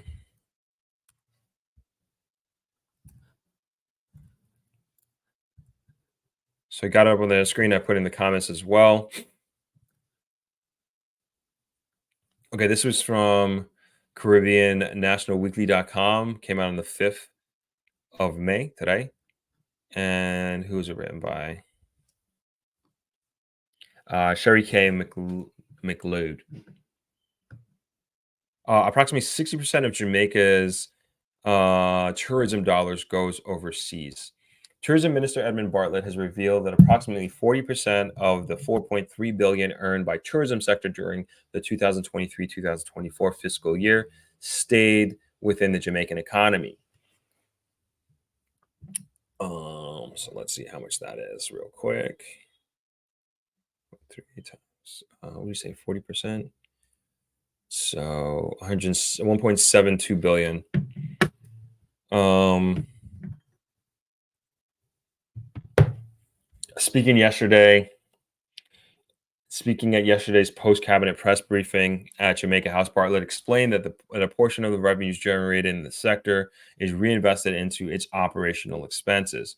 So you have to bring the product first. So the cost of bringing the tourists here. So the cost of bringing the tourists here, airlines, marketing arrangement, advertising, and then the issues of capital expenditures that have been made to create the facilities here and the infrastructure. All of these are external payments that have to be made, he said. Additionally, Bartlett highlighted the expenses incurred by tour operators and the travel agencies as contributing to the calculation of tourism revenue. When that is over, you now have to deal with the domestic costs, starting with the taxation. And yesterday, I indicated that $53 billion of direct taxes go into the consolidated fund. And he said, and then you have the cost of operating the transportation, the entertainment, and the utilities that are required. And all of those are costs that have to be borne locally. Observing that Jamaica imports many goods used in the tourism industry, Bartlett emphasized that increasing local investment could lead to greater revenue retention. We have to invest more on the supply side so that 40 cents that stays here can become 50 or 60, because the less we import is the more we retain. I agree. I'm gonna go off on a tangent. I'm gonna stop myself. Uh, we'll get back to what I was thinking. Every Jamaican can benefit. Bartlett revealed that the gross earnings for 23-24 saw a 9.6% increase compared to the previous fiscal year. Stopover arrivals estimated at 2.29296 million, also demonstrated a 9.4% increase. Highlighting the transformative potential of tourism, Bartlett emphasized that every Jamaican can benefit from the sector. The image that tourism has borne over the years is for the big man. We want to totally erase that image because it is not true. There's no industry on planet Earth that does more and offers more opportunity for the smallest of persons with the idea, not a genius, not a rocket scientist, but starting from a little guy with an idea, a foolish little idea to make craps race, and in no time they're driving a car and sending their children to school and building a house. I've seen it happen, he said. I think that's very true, actually. So what I was, oh yeah, so what I was saying, talking about like Mr. Bartlett here, talking about less imports. I met a subscriber slash guest at Travelers, and he was telling me how he had like quite a large parcel of land in the middle of the country, and he's looking to do farming. And I think it's like such a good idea because, oh, man, Jamaica needs it. And you have you have an industry that is you have a captured market. You have a captured market. You don't have to look for clients. You don't have to look like, is it like, who's going to buy my stuff? Like all of these. I think more so you probably would need to find out, like, hey, what is it being imported produce wise that I can myself grow as a farmer in mass, or be able to supply on a regular basis to X hotel or X hotels. And you do it, and it's going to be cheaper for the hotel. The food, fruit, produce, whatever it is going to be fresher. Hopefully it's going to be, I don't know if it can be organic, because I was even talking to one farmer in particular, and he was basically saying that it's almost impossible to to feed at mass, at scale, I should say, a large number of people, whether it's a community or hotel. Like, it's it's, I won't say it's impossible, but he was telling me you can't do it organically. Like, it's to grow at the rate that it needs to grow and that sort of thing. But I think, on a smaller scale, like if you were growing for your family or growing for a small hotel, a hotel that does farm to table sort type thing, Definitely. My dad has a farm, and like a lot of the stuff that we have at Travelers, not everything, but a lot of stuff that we have at Travelers comes from our farm. And it's all organic stuff, but it's a harder route. It's not easy, it's not easy growing your stuff like that, but it's definitely way more healthy, way definitely way more healthy. And you have a better chance of growing organic and farming organic than here in Jamaica than overseas. So I think it's a great opportunity for farmers and potential farmers or people who are thinking of getting into farming. All right, let's get to the what's the next article here?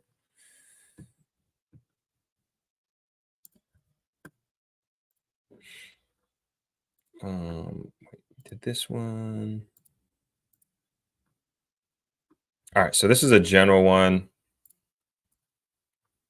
investment one. World Bank projects $550 million investment in Jamaica from 2024 to 2027. The World Bank foresees investments. All right, let's see where this is coming from. This comes from News, Radio Jamaica News Online.com. Came out Friday, May 3rd, and it doesn't give credit to anybody in particular, but it reads the World Bank foresees investments of 550 million US dollars in Jamaica over the next 4 years. This is part of the new strategic partnership forged between the bank and Jamaica. In a release, the bank says the new plan for 2024 to 2027 focuses on advancing green, resilient, and inclusive development. It will also support the government's efforts towards debt reduction and fiscal resilience. Emphasis is being placed on boosting human capital, creating higher quality jobs, and strengthening resilience in to shocks. The plan should see the development of a comprehensive plan of technical and financial assistance targeting improving access to quality secondary education, boosting social protection coverage, strengthening the business environment, and access to finance.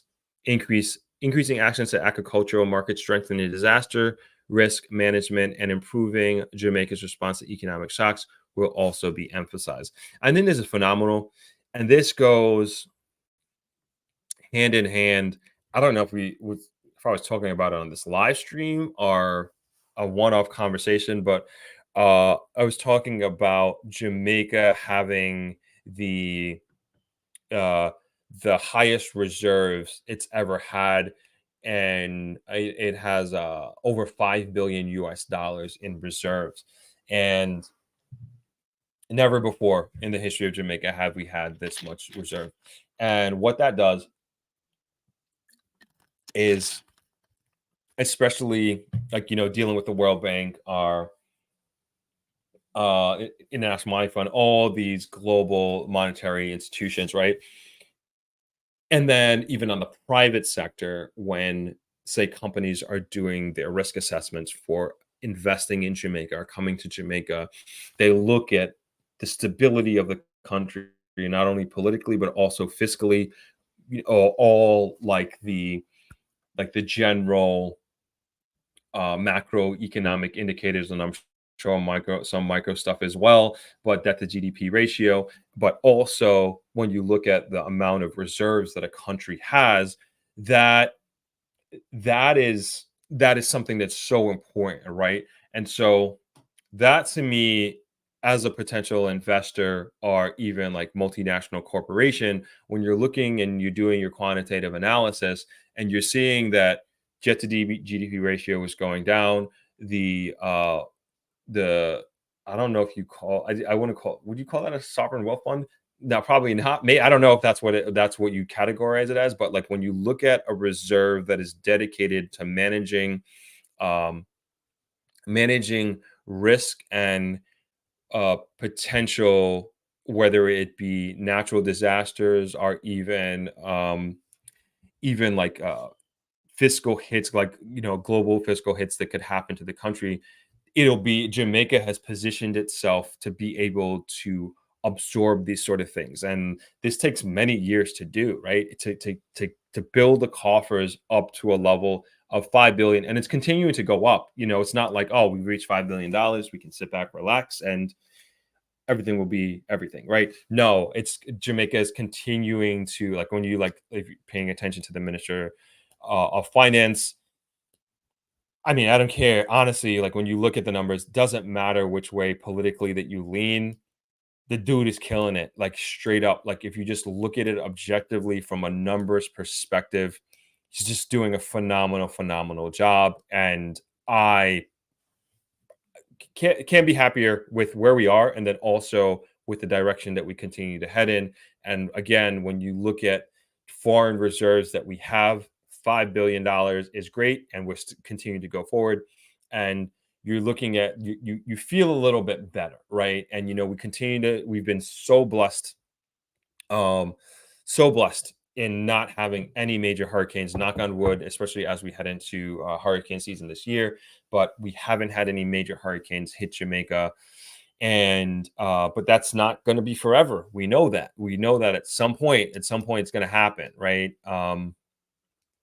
So it's just, can we put ourselves in a position to better handle these inevitable shocks that will happen? And again, I think from an outside excuse me perspective of people looking in, um they are like, this is great news. This is great news as we continue to move in that direction. We also moved up to, I think we're a triple B rated. Let me see what that is. Jamaica rated.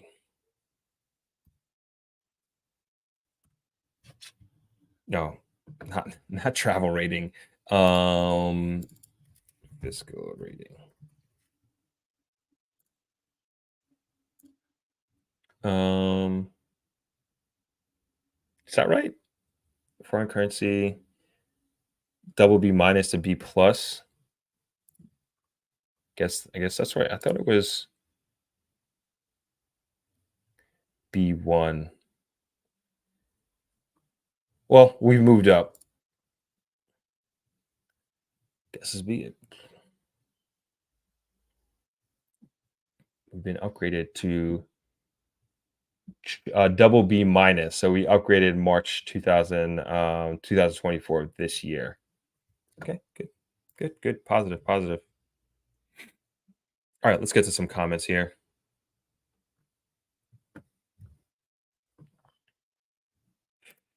Alfonso, what's going on? I know it's going to take some time to get the Great Air Jamaica back in service, but the government should definitely have this on their agenda. Air traffic to Jamaica is booming. It is. We were just talking about it. Um, and it is crazy. You're absolutely right, Alfonso. We're the airlift that we're getting to and from new markets, new countries, unlike ever before, and continuing to roll out. The next article I'm going to be talking about is the minister. This is probably going to be the last article. Minister is in he's in the Middle East right now, and it's great. It's great. It's great. It's great. And yeah, how great would it be to have like our own airline moving our own guests in and out of the country? I think it would be great. I wish I took video. Oh my gosh, Montego Bay Airport is looking spectacular, spectacular. And I can't wait to come back into the arrivals. The departure, it's a bit of a mess right now, but they're handling it very good. So damn, sorry, I keep hitting the mic. Let's see if I can bring this up real quick. So let's head over to the airport. So let me see if I can do this. So this is the roundabout. So this is a roundabout going into the airport. So right now, like I said, it's a bit of a mess. I think I got lucky. I went at a good time, so it was a bit of controlled chaos. And honestly, it was smooth, given how everything was laid out. And so right now, this is the roundabout. You go, if you're coming from the grill, you make a left here.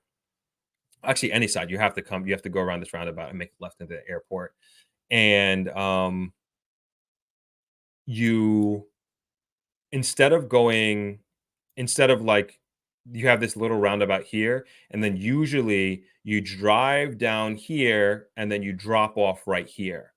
Now what's happening, because they're doing all this, the parking lot, new construction of the departure lounge, you're actually coming here, you're making a left, and then you're going all the way around here, and then there are like cones and crosswalks set up and a crossing guard. You just kind of get dropped off here, and then you have to walk across a car or across a crosswalk and into the airport. But it is looking so good, and you can see the direction that it's heading in. And even I don't know how many people use Priority Pass, but the Montego Bay, what do you call that? Club Mo Bay, sorry, Club Mo Bay. Even their desk, like they're brand new. Like this is top class. How it's set up. I wish I took a video.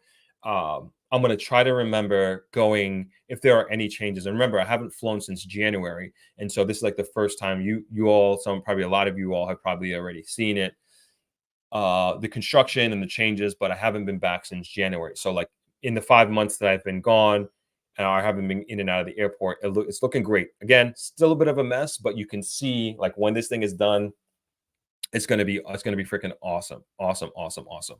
So the excuse me, the airport's looking good.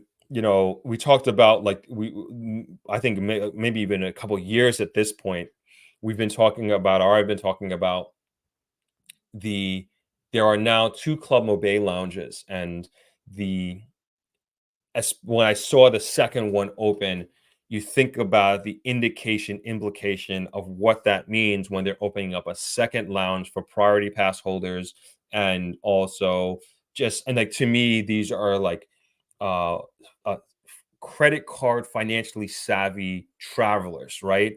That use these have access to these lounges. And even now, especially in season, if you don't book your time in the lounge like days before, or even when you book your plane ticket, you're not going to be able to use it. You're not going to have access to priority pass because it's fully booked. So it's just like another indication of where the country is heading in, where the airport is heading. It's going to be a super modern airport. A lot of it is already super modern as well, already, excuse me. And so it's just like I was like very excited to see the airport in the way that it was laid out. So that's kind of cool. But yeah, I agree with you, Alfonso. I think that would be great to have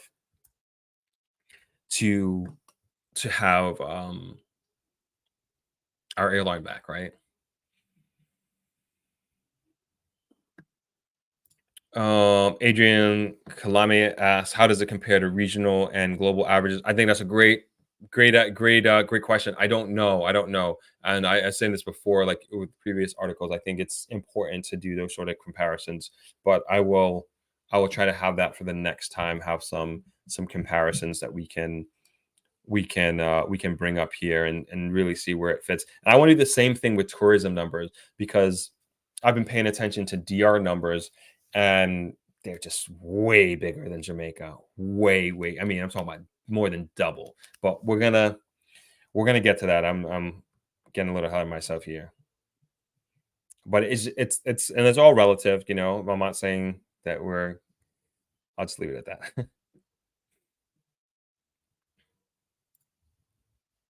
that. Simone, I'm not sure what you're talking about here. Say housing for rent, sale, or both. It might have been something I was previously talking about. I missed you on there. 80's hair says the perimeter road around Montego Bay is moving ahead quickly. Incredible progress. Rio brings their own people to lead. Yep. Well, that's what I understand. Happy Sunday to you, Suzette. Always nice to see you. Throp, did you see the recent article with the Scotch Boys? Is that the one talking about I think they're in 300 more stores in the US or around the globe. Maybe that's the one that you're referring to. Throp from Albert Lewis. Throp, RE food supply to the hotel sector. One issue is land and financial aspects. Yeah, as this article is saying here, hopefully with the did I lose it? I think I lost it. But the article is basically saying that they're going to be giving some more access to financing, and specifically financing for agriculture. So hopefully that changes soon. 80s hair says your dad is a man ahead of his time building the hotel for his family. Totally agree. Simone says one of the stipulations for them to build should be to balance foreign and local leadership. I don't think that's a bad idea. But he says, they should just make it an even billion. I hope that money gets spread around properly, if not evenly. Um, we have no national debt. Yeah, no, we have tons of debt. I don't know exactly what it is. And interest rate is so high though. Yeah, interest rates is yes, is high. But that I think that's a global problem that we're even here in the States, it's still very high as well. 80s here, Jamaica took a lot of loans after independence, resulting in strangling their economy. They got independence from Britain only to become enslaved by the IMF. Good to see Jamaica shake it off. Yep, agreed, agreed. I mean, this is well documented. You can There's like nothing to hide from in that sense. And we put ourselves in a very bad position for a very long time. But it finally feels like we're like clawing and scraping our way out of what seemed look like an impossible situation. Chartreuse says Throp, RE incentive, organic slash mostly chemical free veggie and herbal farming in JA. There are broad education farming initiatives in the US South globally and from the diaspora targeting small farmers. I think that's good to know. 80s here. Have you been to the club slash restaurant Elevate in Reading? The owners lived in the grill at Point Village. No, but I always drive by it. I've seen it on Instagram a few times, but no, I haven't been there. 80s here, Thought, have you ever been to Italy? Nope. Could get some ideas on how they run their beach towns. Nope, never been there. I want to go there. I was just talking about this, I think yesterday or maybe even today. I can't remember. Right, let's move on to some comments from people we haven't heard from. Zillion, the government needs to put a stop to private ownership of beaches. The argument of the all-inclusive hotels for ownership right is lacking. A prosperous Jamaica will not tolerate current status. Um, yeah, this comes up. This continues to come up, and I always point to this. I think, and I'm not saying it's not happening in Jamaica. But yeah, some public beaches are going private, but it's not happening in the grill. I could tell you that. Like it's not happening in the grill. Like the grill, as far as I know, our beaches will have been and will always be public. And that's 7 miles of beach that nobody can say that you can't walk here or you can't walk there. And then there are dedicated locations for people to come if they want to barbecue, if they want to bring the cooler and hang out. They have bathrooms, that sort of thing. I think that's important. We're also looking to get our own Harmony Park in downtown Negril to have a beach park that we can all, not only just Negrilians, Negrilites, I don't know what you call us, can be proud of, but all Jamaicans can be proud of. Gemma says Club Bay is always packed. Yeah, it really is. Even when I was surprised I got in, like the line was so long, and when I came in, I was like, "Oh, probably no way I'm going to get in," but I got in. Albert Lou says the Mobay runway extension was officially opened a couple days ago. Awesome. I wasn't aware of that. Hunty says so many people are taking private jets these days, some to Jamaica. Do you know how or if Jamaican immigration controls a private jet passenger arrival in Jamaica? I'm not sure how, but that is, be aware that is a market that Jamaica is going after directly. Directly. Like there's no question about it. Even when you look at the expansion slash building of Negril's airport that is coming online, which we haven't talked about in a long time. Like we're getting an airport, an international airport, Negril. That's crazy, but that is absolutely for in a big way going to be for the private jet market. And I remember being in a meeting when I was in on the executive body of the Jamaica Hotel and Tourist Association, and a well-known hotelier was saying this, a big hotelier, uh, was saying, I forget what event was happening at the time, but something, maybe it was something in the Bahamas or something like that. And he was just talking about like how he was there, and there was basically like a backlog of private jets for this event that was happening there in the Bahamas. He's like, how come we don't have that in Jamaica? How come we're not attracting that market where you have these private jet owners, flyers, whatever, that'll come in for a weekend and enjoy Jamaica, enjoy Negril, maybe Montego Bay, whatever, and then fly out, come in for a day or two and just fly out. And that's just how they live. And then, and they'll spend good money, they'll spend good money in the country.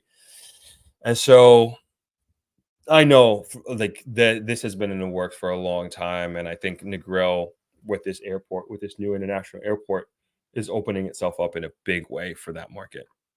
We're getting real backed up with these comments. All right, let's start going through. Mm. Chartreuse House cut out most imported food to benefit our island farmers and our health.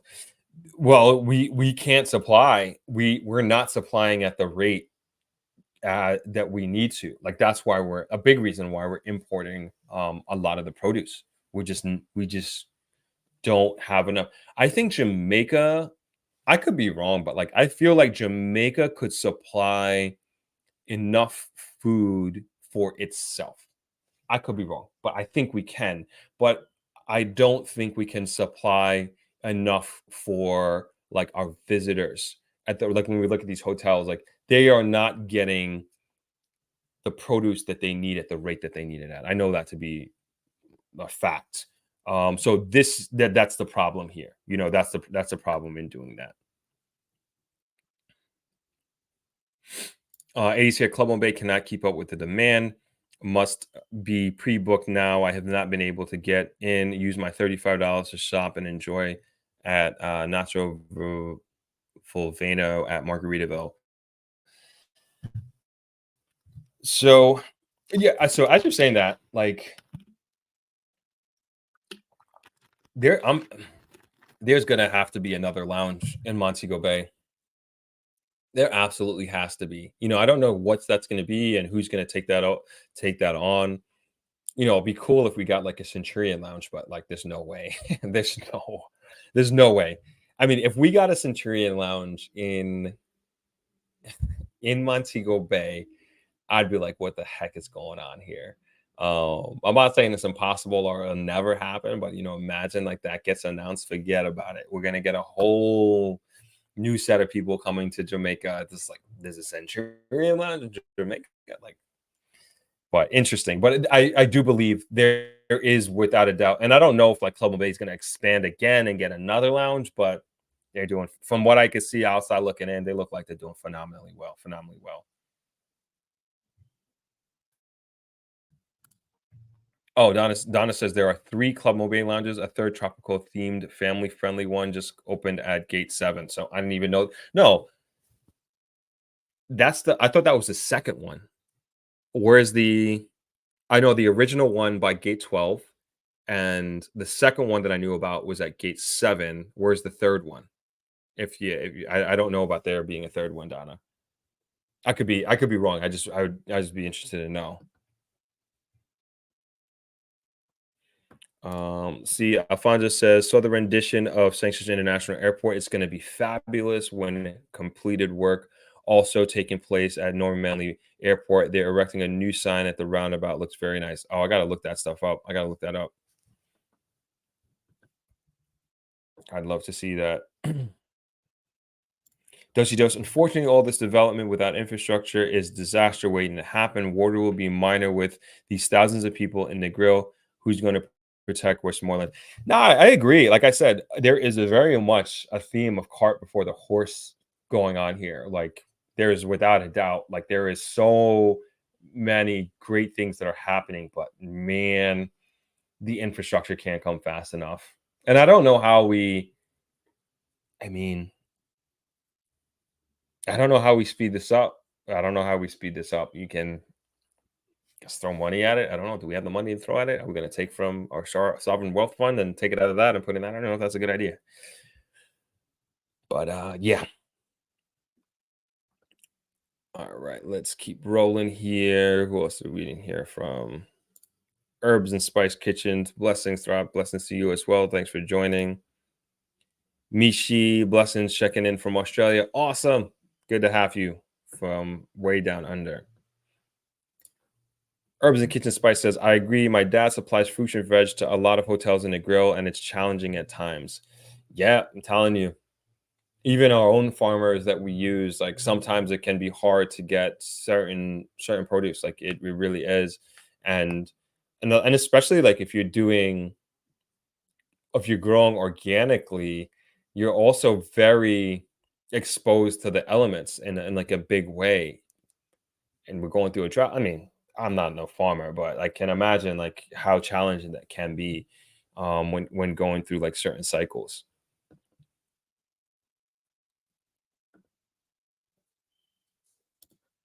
Oh, Donna Bryce says there are now two at Gate 7. Oh, there are two at Gate 7. I didn't know that. Okay.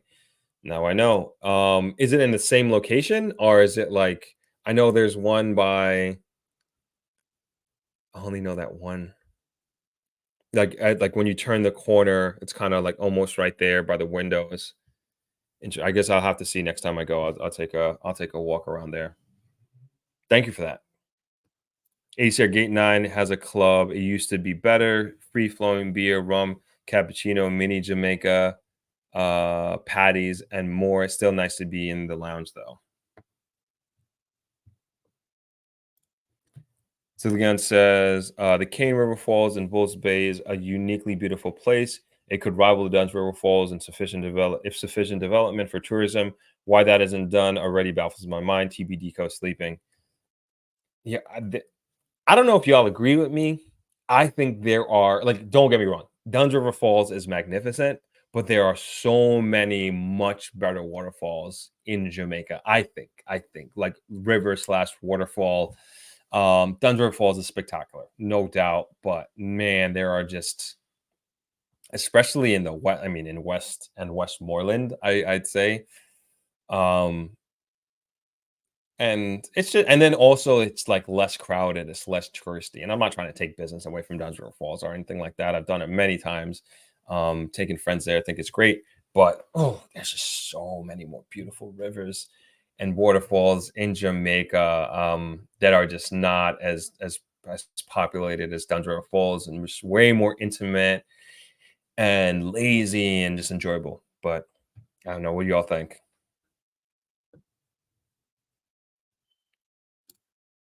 Nalo says, I'm interested in starting a ferry service Ochi to St. Anne's to Runaway Bay to Discovery Bay to Falmouth, Mo Bay. Who would I need to speak to get started? So much road traffic can't believe be diverted. I mean, from a regulatory standpoint, it'd be the Maritime Authority for sure. But I think it's just a matter, I think, of running numbers of how much is what's the capital expenditure, the initial capital outlay of buying the ferry. Do you buy used? Figuring out the logistics of getting it into Jamaica, getting it licensed, and then where did you say? Mobe, Ochi to St. Anne, and then do your calculations. Maybe talk to a boat captain who knows the area, figuring out how fast does this ferry go from point A to point B. How much would that cost you in gas? What kind of crew do you need to run it? What is the loading process time, right? Because like that's also like if it takes you the same amount of time to load everybody on, and I don't know if you're going to do vehicles as well, that it would take you to like sit in traffic and get to wherever it is you're going, then it might not make sense. Then of course running the numbers on how many people do you need per load and um how many loads are you doing per day, per week, and working out the costing of that and like what would that return on investment look like, how long it would take. Yeah, those are the kind of that's those are the questions. I think there's a lot of homework to be done before even reaching out to, or maybe you just I don't see why it can't be done. It's just like a boat carrying people from one area to another, so I don't see why it would be, like, illegal. Um, yeah, I don't see why I think it's very, very possible. I think it's a matter of going through the process of your own due diligence of making sure that it makes fiscal sense. Like, what would the market be willing to pay? Like, is it going to be cheaper than a taxi, or is it going to be a situation that you're paying a premium because you're paying to get back your time, and then also, I don't know, maybe it's a luxurious experience of being able to go from Ochi to St. Anne's Bay on a ferry. You're skipping traffic, but it's a beautiful, experience of being on the water. It's smooth. Maybe there's music. I don't know. There's food available, that sort of thing. So all these different things and to take into consideration.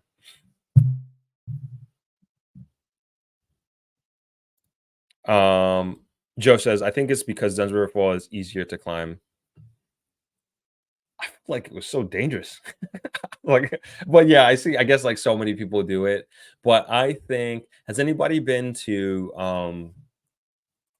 Bento Fall? I haven't been to Bento Falls, but let's call Mayfield Falls. Like, that's my favorite waterfall. Um, Mayfield Falls, I think it's like one of the best waterfalls in Jamaica. Like, it's such an amazing experience, especially like if you haven't really been in nature like that. I think even if you have, it's just such a really intimate experience, like slowly meandering up the river waterfall. And then there's just so many different characteristics to Mayfield Falls.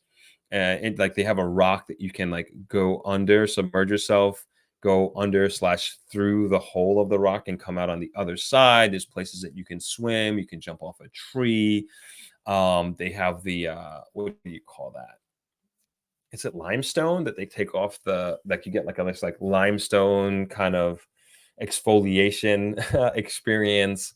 And then there's a part where there is, I don't know what it's called, but it's like a soap tree, and you take a leaf. I guess it's like the leaf that soap is made out of, and you take it and you just like rub your hands together, and it's like it turns and smells like soap, and then you wash off. And then there's like the walk back to the camp from when you finish the waterfall. I just love it. I think it's amazing. Um, and then I did, oh man, what is that? I can't believe I'm forgetting. In Port Antonio. So yeah, Reach Falls. I think that was awesome. That's also real. I really like that. I did a video on it, but I never put it out. I never put it out, but I have it.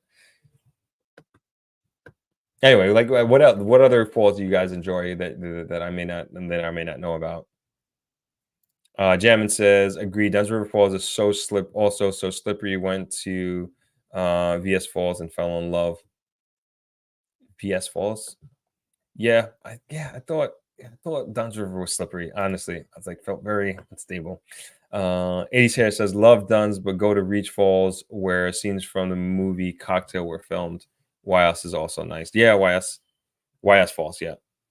Oh, VS Falls, YS Falls. You meant. What else we got here? Herbs and Spice Kitchen says yes. So many other beautiful rivers and falls. Duns is more commercialized. Agreed. Super commercialized, which I get. I understand. Everywhere needs something like that. Zillion says, I recently learned that Jamaica has over 100 rivers, probably just as many waterfalls. There's so much water running in clean rivers and falls, yet that is not a thing in the marketing of Jamaica. I agree. I think that's like, I mean, my dad was telling me that like I should just do a video, a series where I'm just going to different waterfalls because there's so many. So, and I think that's a great idea because and they're so beautiful. I've been to some, but I don't even know the names of them.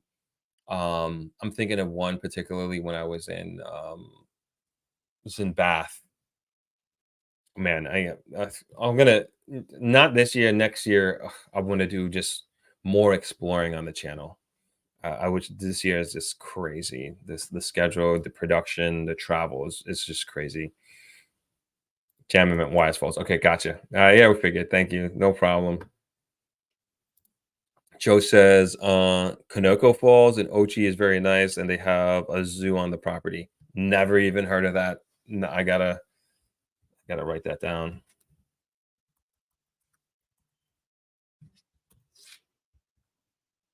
Okay, I got it on the radar. Thank you for that, Joe.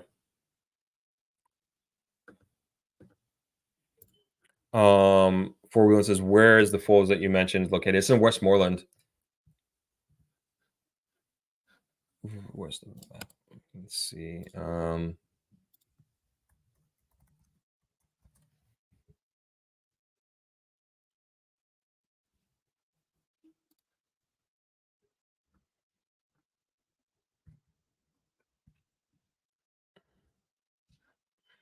Sorry, just bringing up the map here. Excuse me. So this is the falls. This is Bentha Falls. So it's in Westmoreland here. It's about an hour and a half drive.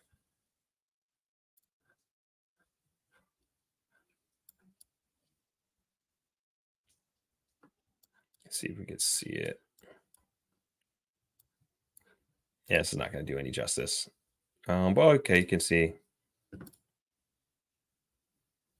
can see a few characteristics of it. It's really, really beautiful. It's so nice. Water's freezing, but it's what do you expect? But it's so good, like on a really, really hot day. So awesome. And then they have food there. This is where they make the food. Always order your food before you go on the tour, because when you come back, everything will be ready for you. I did a video on this. This is one of my first videos I actually did. Yeah, this is a lot of fun. I've been going to here since I was a kid, so a lot of great memories here with the family.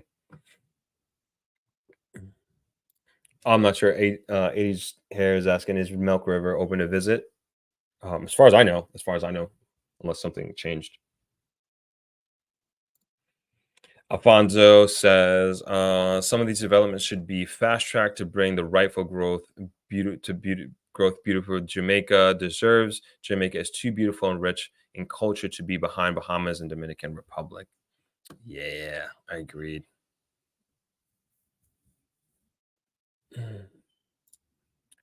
LB says, would love to see ecotourism be a big push. Yeah, I agree. No argument there. LB says, I'm going on my second waterfall tour with my 12-year-old next month. Awesome. Good for you guys.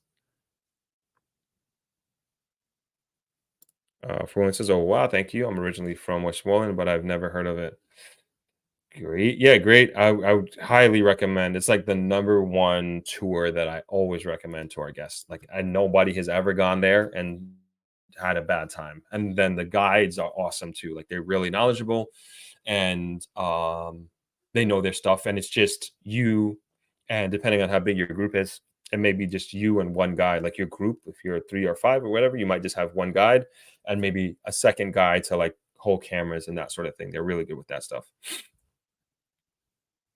All right, let's read. Did I have one more article? All right, last article. This is tourism. And we're gonna wrap up here. I am starving. I'm always hungry. But let's do it. Let me throw this in the comment section. And it says, this is on eturbonews.com, written by Linda Honnols. And it says, came out May 3rd this year. And Jamaica Tourism Minister heads to ATM Dubai. Minister of Tourism Honorable Edmund Bartlett departed the island today for Dubai, United Arab Emirates, UAE, to participate in the highly anticipated Arabian Travel Market ATM 2024 trade show. He will be joined by Director of Tourism Donovan White and other representatives from the Jamaican Tourist Board (JTB) for the prestigious event, which runs from May 6th to 9th, 2024. The ADM is a global event focused on fostering growth and opportunity within the Middle Eastern travel and tourism industry. This year's theme, Empowering Innovation, Transforming Travel Through Entrepreneurship, underscores the event's commitment to exploring innovative and sustainable tourism trends. Minister Bartlett emphasized the importance of Jamaica's participation in the ADM trade event, saying participation in the Arabian travel market is a key part of our global marketing strategy. He continued, there is no other event quite like it, offering an unparalleled platform for exposure and establishing valuable connections within the Middle Eastern travel industry. We look forward to engaging with a diverse range of stakeholders, including media outlets, tour operators, airlines, and potential investors, all with the goal of fostering new collaborations and propelling further growth in Jamaica's tourism sector. This year's focus of entrepreneurship within the context of innovation and sustainability is particularly timing, the tourism minister said, adding Minister Bartlett's, I guess this is the quote, adding Jamaica is a bedrock of creativity and talent, and we are eager to showcase the unique experiences offered by our homegrown tourism entrepreneurs. Minister Bartlett's schedule in Dubai is packed with high level engagements designed to strengthen Jamaica's position in the Middle Eastern tourism market. With this in mind, the tourism minister will be actively engaging with the media throughout the event to promote Destination Jamaica. He will participate in a series of interviews with the media and tied entities such as Al Khalij, leading Arabic language newspaper, Sayyah, Sayyaha.com, a prominent travel and tourism website in the region, who will also participate in an interview with CNN Business Arabic, as well as Sky News, who will also be a guest on the Business Breakfast program on Dubai I 103.8 FM. Minister Bartlett's enterprise as a tourism thought leader will also be sought after on the ATM's future stage, where he will contribute to a panel discussion on the new age of island tourism. The JTB booth will serve as a hub for strategic meetings throughout the event, and Minister Bartlett will connect with key decision makers from leading travel and tourism companies, including Khalil Hassan, Managing Director of Nirvana Travel and Tours, John Verkey Kalat, Managing Director of VIP Holidays at Omir Travel, representatives from luxury travel operators Jula Iman and Farhaj Nisam from Canoe Travel. Sorry, I'm butchering these names. Minister Bartlett will also participate in high-level discussions with several representatives from Emirates Airlines and travel management and advisory companies such as Virtuoso and Sharif Travel. That'd be amazing if we got Emirates Airlines direct from Dubai to Jamaica. Oof, that'd be crazy. Maybe that's what we're going for. Who knows? Anyway, beyond these targeted meetings, the tourism minister will also take part in a media trade event, after which he is scheduled to meet with Mohammed El Sayed Al Baraga, Group Marketing Director at Virgin Travel, followed by a meeting with Hailey McCann, General Manager of Travel Counselors. He'll also meet with the marketing representatives from Buzz Marketing as well as Jacobs Media. Mr. Bartlett is scheduled to return to Jamaica on Friday, May 10th. Oh, they had the takeaways at the bottom. I could have just read that. But anyway, we got through the whole article.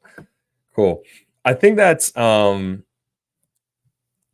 think that's great. Like going there and all credit to Mr. Bartlett. He's doing like a good job of like getting us into markets and getting us airlifts from regions that we've never explored or never had before. And it's just great that we're doing this. And then we have Caribbean Travel, CHTA, Caribbean Hotel and Travel Association. Their big event is at the end of this month on the 20th. I think it's the 23rd. I was trying to go to it, but I don't even think I can make it. It's gonna be tough. Like our schedule has been like so crazy throughout media. We're just trying to get our feet under us right now. So it's gonna be difficult, but I think like all of these things are great. We just came off of IREC the other week, the International Real Estate Conference and Homeowners Expo. Then you have the Diaspora Conference coming up in the middle of June, which I think is so important for Jamaica. I think it's and it happens every couple of years. Hopefully, I think we're going to be talking about it more on this program leading up to it. And I think there's a lot of, and it's like, as you hopefully know, you all in the diaspora, like are an extremely, extremely powerful group, extremely, extremely powerful community.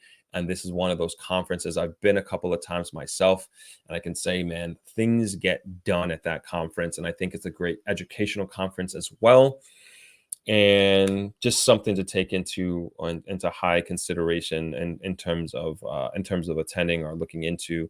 I don't know. I'm going to see if there's a virtual component to it. Hopefully that there is, and if there is, I will let you know. But I think, like, I say that to say is, like, all these conferences that are happening and just this very, very small window, I think is great. And this year, and mind you, the greatest of them all hasn't even occurred. ThropX 2024 happening from November 17th to 22nd. Don't forget that. Put that in your calendars. We haven't talked about that a lot, but we are putting a lot of plans in place for that. We got some. I'm just going to bring up this is a website while I'm talking about it. So tickets are live. You can register, and you can register now if you'd like. And the payment plans we haven't put up there yet, but that is coming. Hopefully we can get that up this week, as a matter of fact. I'd love to get that up, but you can. Oh, this is cool. I didn't even realize we're updating the website, and I wasn't even aware. These are like a bunch of pictures from last year. Got the Throp Media team. It was a great event. This is when we went on the real estate tour. I mean, and it was pouring rain, torrential downpour, worst day of the week, maybe the month, maybe the year that we could have chosen to do a real estate tour, but everybody was so game. I think it was just so amazing. And we sold multiple properties on that day during the real estate tour, even though it was like torrential downpour. But there you go. There's Mike right there. Mike Lawrence holding it down, one of the volunteers, a real big supporter of the channel. And yeah, this was the scene. And like, nobody skipped out, nobody complained.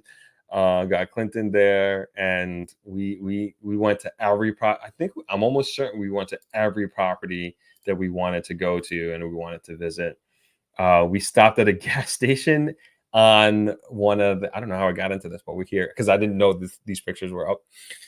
We stopped at a gas station to look at a development. This is Vista Bella, which I'll show you where it is shortly. So this is Vista Bella, and they're doing a gas station on their property, and it was just being built. So we went there for cover to look at the map, the layout of the property, and this is like all of us crowding around looking at it. And that is Mr. Kerry Wallace. He's the executive director of the Tourism Enhancement Fund, and he was our keynote speaker at our farewell dinner. This is the health panel, which was great. People enjoying the tour. This is the dentist shipping panel, always entertaining. All white. This is the all white presentation, the all white dinner. Got Dennis, me and Phil, my brother, Amashika and volunteers. This is the all white dinner as well. Rohan, what's going? I don't know if Rohan's in there in the chat right now. Me and Ama, the host, Mr. Grizzle, myself, and Noel. And that's me. Irija. Okay, and that's it. Going down memory lane here. So it's been good. It was a good DropX. So DropX tickets are, DropX tickets are up and available if you wanna grab them. And we'll leave that there. Okay, I think we're going to wrap this up. ThropX 2.0 for 2024. I like that. Shanna always coming up with these great terms. 80s here. I think I want to come to ThropX seeking guidance to get my guest house villa business started.